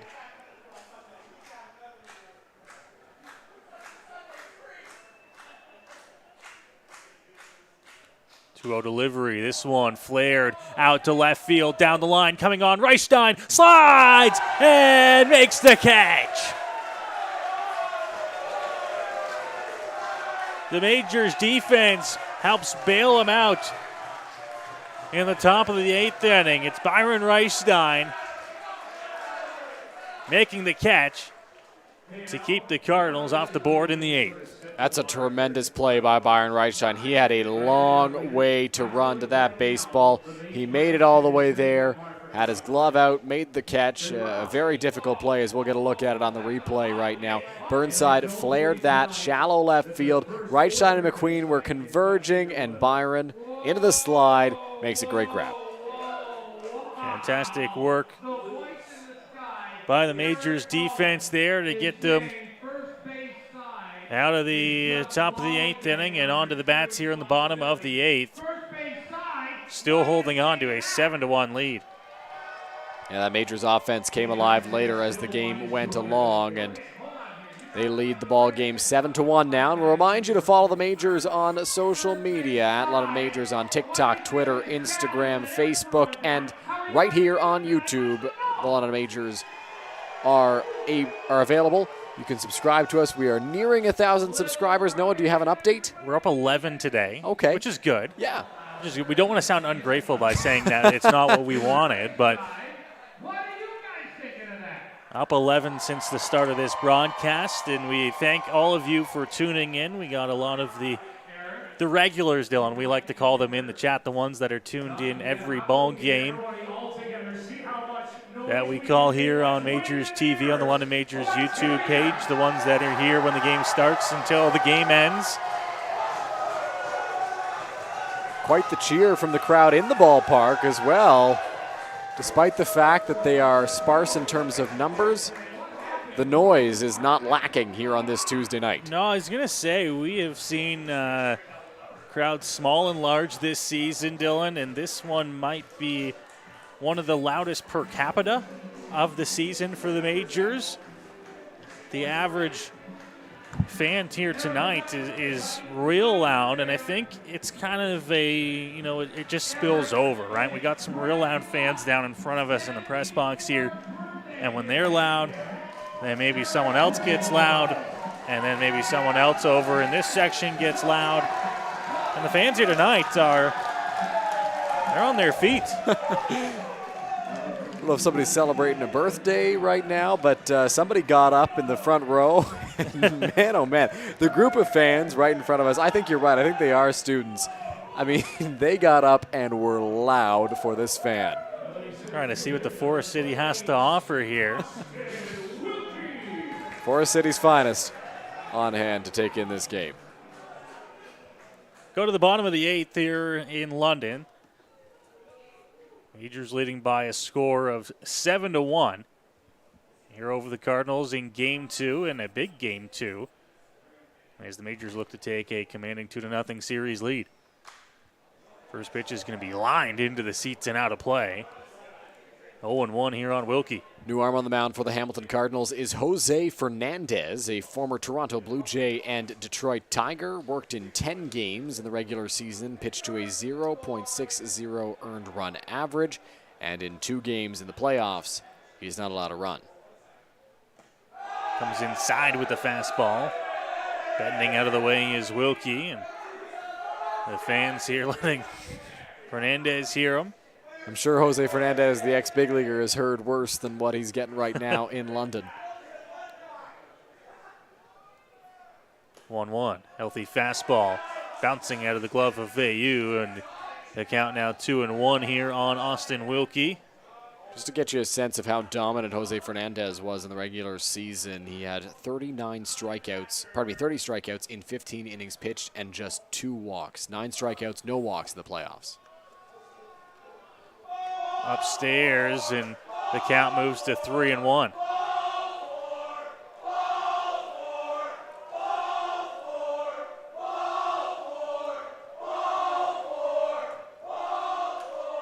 And fouled off by Wilkie into the seats and out of play. Count moves to full now at 3-2.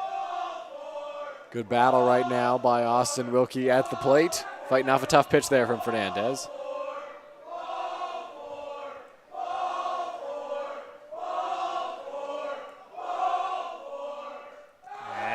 Middleness inside.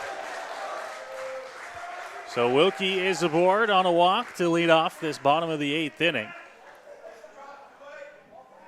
That's the first walk that Fernandez has issued this postseason.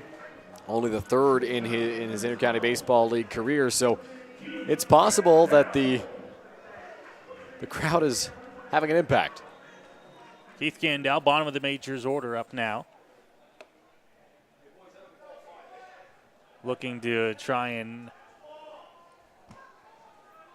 get something going here for the Majors at the bottom of the 8th inning. Fernandez looks over, comes to the plate, squaring around to bunt, but bouncing out of the glove as Candell pulled back. It's a called strike, 0-1. Not the first time this inning we've seen Veilleux have a little bit of a tough time catching Jose Fernandez fastball. A lot of zip on that pitch, and that one just came right out of the glove. And oftentimes when you see the ball fly out of the catcher's glove like that, you won't get the call if you are the pitcher, but in this case, home plate umpire Chris Walters says it's a strike. Missing up in the zone, count now 1-1. Fernandez working with a runner on here. Nobody out to begin this 8th inning. Comes set on the mound as he checks on the runner. Squaring around to bunt again, and right through it is Candell. It's 1-2. And Candell was not able to get the bunt down against Jose Fernandez here. We'll see if he's able to fight on 1-2. Now has a 2-strike count, so not an easy spot to be in general, especially against a guy who's got the stuff that Fernandez does.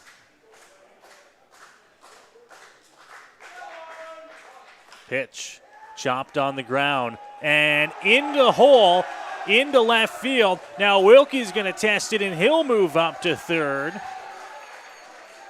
It was not hit hard at all by Keith Candell, but it's a base hit, and moving up to 3rd is Wilkie. I don't know if we're able to get a replay on that play, but Austin Wilkie, as he was running to second base, slowed down.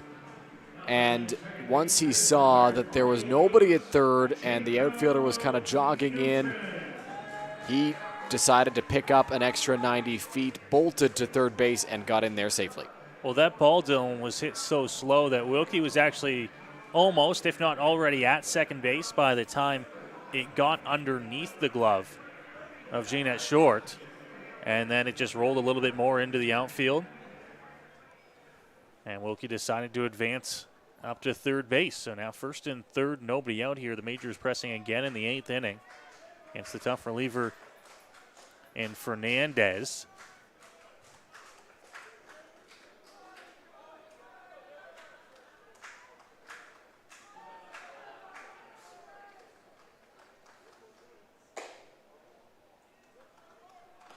That one's going to miss outside, and the count moves to 1-0 here on Newton.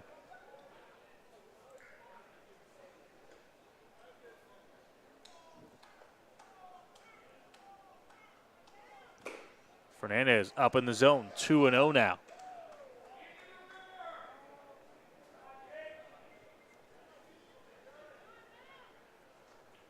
Fernandez, a little bit of control issues here in the inning. Missed up in the zone. Now missing outside. 3 straight to start the at-bat to Newton. And it's 3-0.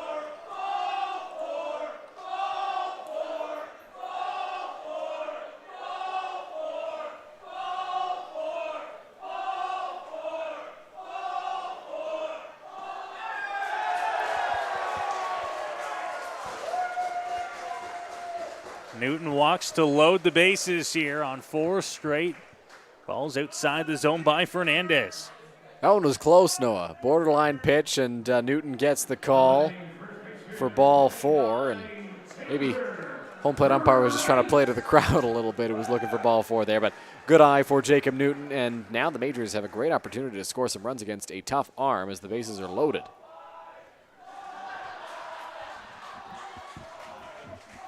So Taylor Ryan at the plate here. Gonna hit this one on the ground, second base. Hop to 2, throw back to 1, and not in time to get right. A fielder's choice scores a run, and it's an 8-1 Majors lead. They get Jacob Newton over at second base, but a run is able to come in to score as Taylor Wright hits into the fielder's choice. Good play by Julian Russell over at second base. Quick flip to Luis Jean to get the first out of the frame.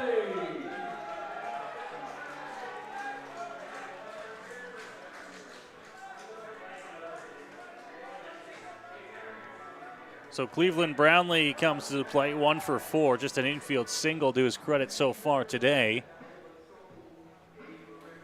But if he puts good wood on one, might send this Labatt Park crowd, although small and mighty, into a little bit of a frenzy here.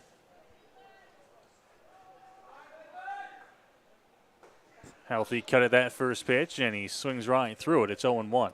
But you're giving the scouting report on Cleveland Brownlee to Jose Fernandez clearly as he called for an off-speed pitch on the first offering. You know Cleveland was going to be revved up, ready to go against this big fastball. Came up empty on the changeup. 0-1. Brownlee off the end of the bat and foul down the left field line. Out in front of that one, Dylan. It's 0-2. I thought he might have had enough to stay fair on that hack, but well out in front of it, so it gets foul towards the Majors bullpen.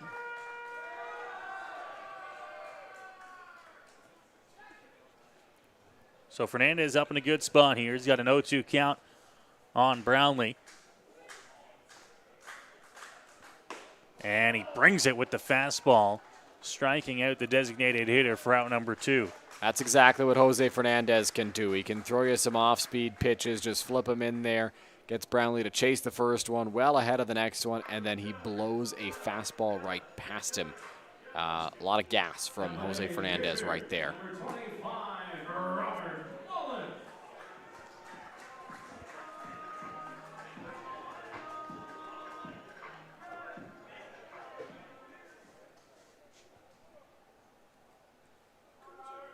Two gone here in the inning. Here's Fernandez.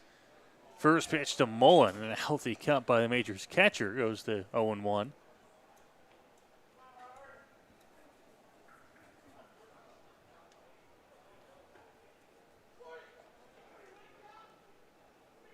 He'll check on the runner at first. Delivers, just missing at the bottom of the zone. No, I've forgotten how chilly these September nights can get at the ballpark. Wasn't quite prepared for this, I'll be honest. You didn't pack your sweater tonight? I didn't, but I don't see you wearing one either. I don't have it on. It's here, as that one's fouled off by Mullen. Count will move to 1-2.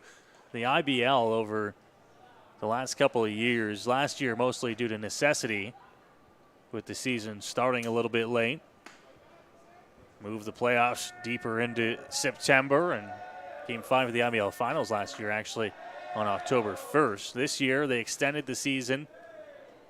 Playoffs still working a little bit later into September.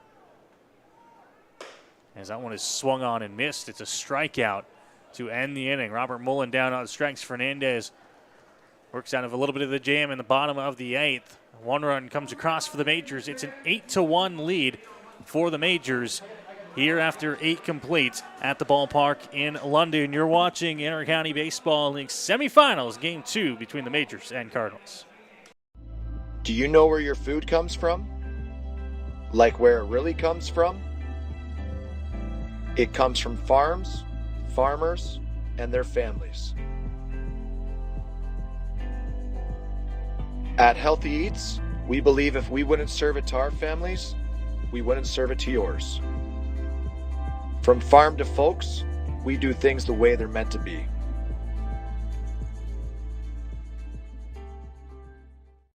Here we go. Believe me, you've never heard a talk show like this. I'm sleeping with Joe Carter. By the way, Joe did not touch them all. Yeah, I have to say, like, your voice is fantastic. Meet Smitty. Listen, I'm the brains here. And Mitty. And I'm the good-looking funny one. This is the Smitty Mitty Show.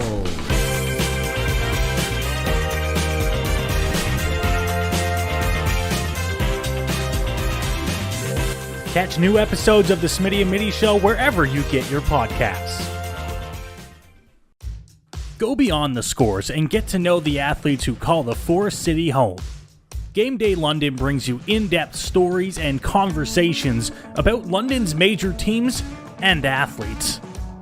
Whether it's the London Knights, Nationals, or Lightning, or even your London Majors, Game Day London has you covered. For fresh and engaging sports coverage, visit GameDayLondon.com. Game Day London, a proud sponsor of your London Majors.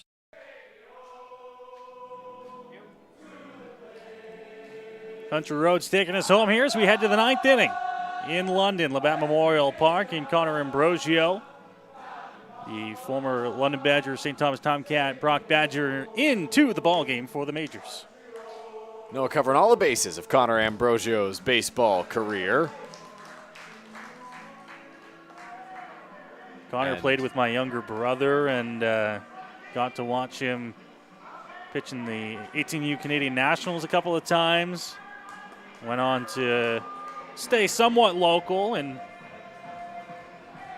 with the Brock Badgers of the OUA. Now getting into work here in the top of the 9th inning. Dylan hasn't worked a whole lot with the Majors this summer, qualifying for playoffs, and now gets into this ball game in the 9th to try and get the final 3 outs here for the Majors, and more than anything, try and save some of the higher leverage arms in this contest.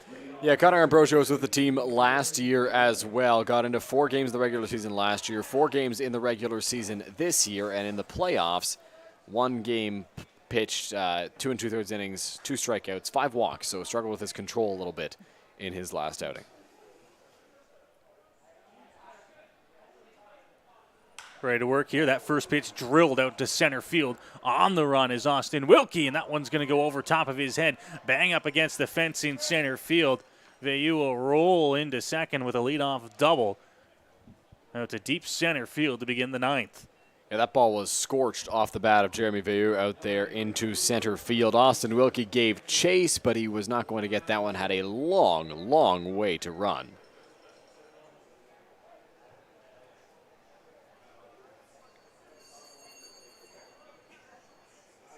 So good start for Hamilton here on the top of the 9th if they want to try and mount a comeback. Buonaiuto at the plate now. Nobody out after the leadoff double. First pitch is there for a strike. Ambrosio gets ahead. It's 0-1. Good pitch there from Connor Ambrosio on the outside part of the plate.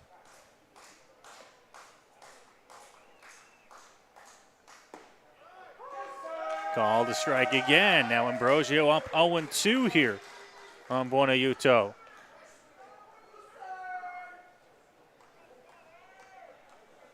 See if you can find the put-away pitch. They'll peel down and say he held up in time, so the count moves to 1-2.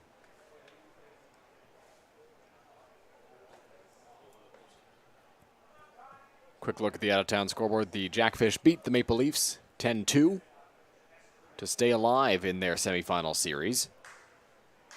Season not over for the Welland Jackfish after falling behind 2-0 in that series against the Maple Leafs. A big Game 3 win at home Here's the 1-2. This one hit into center field on a line and caught by Austin Wilkie. Hung up just long enough for him to come in and make the grab. There's one gone. Good play there by the Majors center fielder. That can be a very tough play to make coming in on the run like that, but Wilkie's able to track that baseball down, make the grab for the first out. Veilleux still stands in scoring position, though.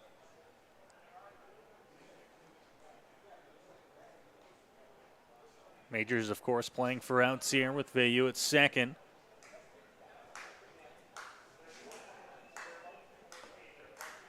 It'll be Underwood at the plate now for the Cardinals. That first pitch just missing off the outside edge from Ambrosio, 1-0.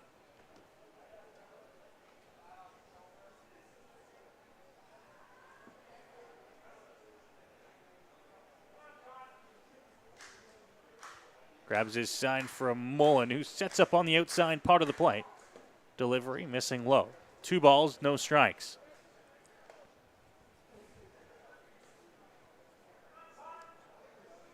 Ambrosio trying to take care of the bottom of this Hamilton order in case he runs into some trouble. Braden Farrington up in the bullpen. Gets the called strike and gets himself back into the at-bat. 2-1 here for Ambrosio. Big righty set on the mound. Looks back at the runner. Now delivers. It's in the dirt, picked by Mullen.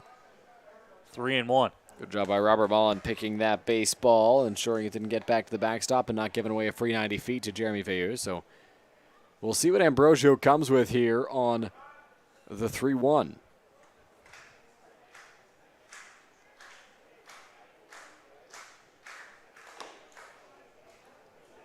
And it'll be ball 4. And that'll put runners at first and second with just 1 out.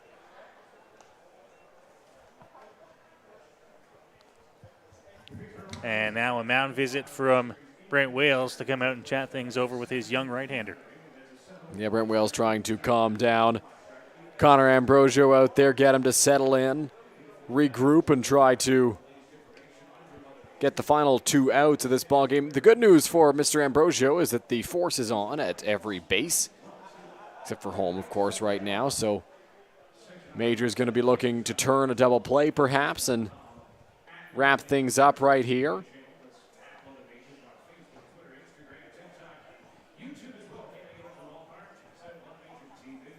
So that'll do it for the quick mound visit with Robert Mullen and Connor Ambrosio. 1 out here in the top of the 9th inning.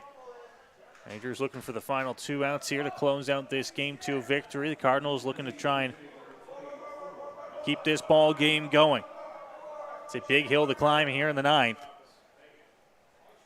Starting off with a leadoff double for Veilleux. A line out and now a walk. Has a couple of runners on here for Hamilton in the inning. Pinch hitter for the Hamilton Cardinals as Robin Fox Pappas comes in. He was in the original starting lineup and then was taken out. 1-0 here as Ambrosio falls behind.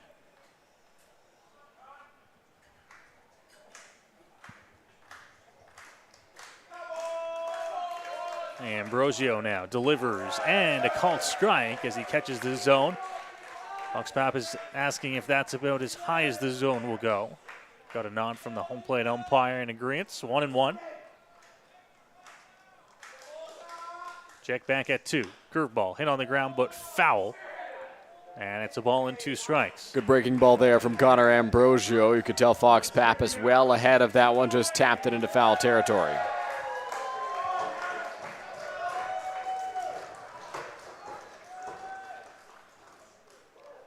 Underwood still at first, Veilleux at second. 1 gone in the inning. It's a 1-2 count here. As it's lined up the middle into center field. Veilleux had to wait back to make sure it got down. The throw in from center is cut off by Taylor Wright, and the bases are loaded here for Hamilton in the 9th. That ball was hit very hard off the bat of Robin Fox Pappas, and Jacob Newton nearly came up with it but could not make the grab. Luckily, because it looked like he had a shot, Villiers had to hold over at second base, pardon me, so he only makes it up to third, and the bases are now loaded for Dennis DeBenning.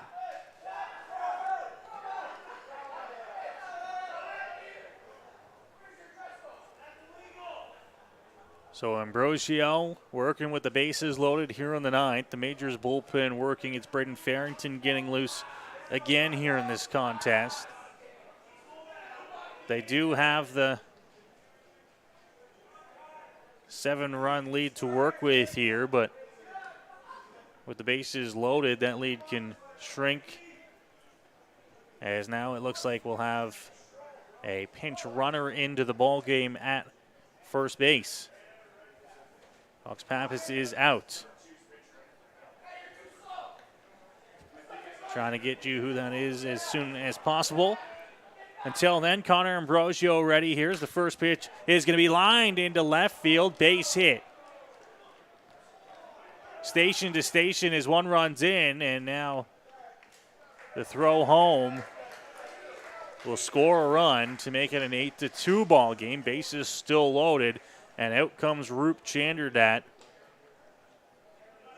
to pull the plug on this relief appearance from Connor Ambrosio. Yeah, that ball was scorched into left field, and that allows a run to score. Spencer Bach is the pinch runner for the Hamilton Cardinals. Running at second base now as he moved up 90 feet on that base hit, and that'll do it for Ambrosio's outing. So Connor Ambrosio is going to be lifted here for Braden Farrington when we come back on Majors TV.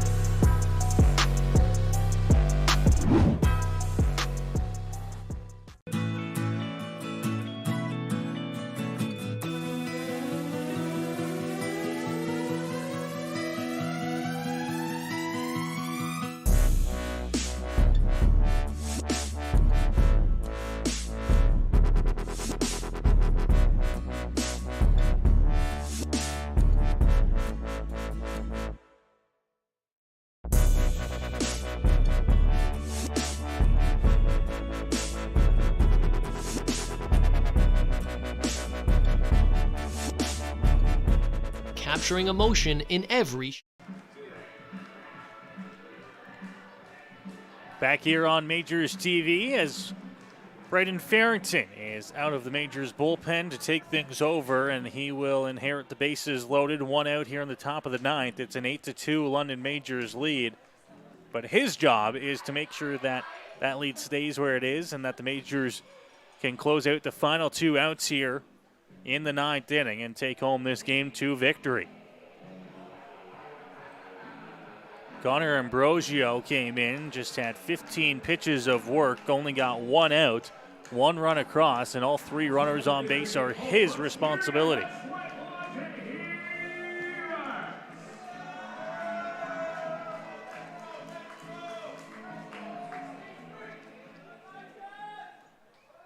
So Farrington ready.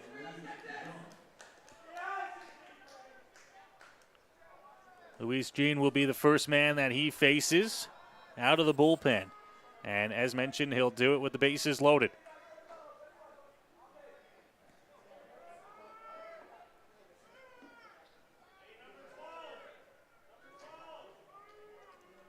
Riding the top of the Cardinals order as Farrington delivers a first pitch strike. Called on the inside edge. 0-1 here on the Cardinals shortstop.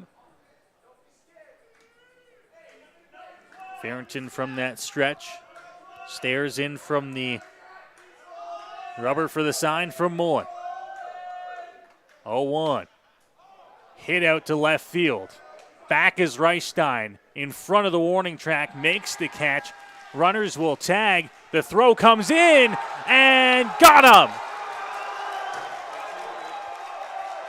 Double play ends the ball game, and the Majors close out the win here in Game 2.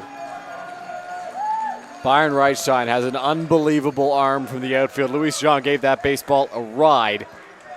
Byron caught it at the warning track through to third and got the out. The run does not count, according to the home plate umpire. Tag was applied before the runner crossed the plate.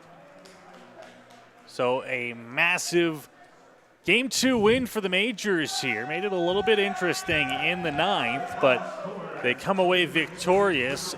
Final score 8-2 over the Hamilton Cardinals. We welcome you back up here to the Game Day London broadcast booth for the post-game coverage. Dylan, the Majors taking a stranglehold in this series 2-0.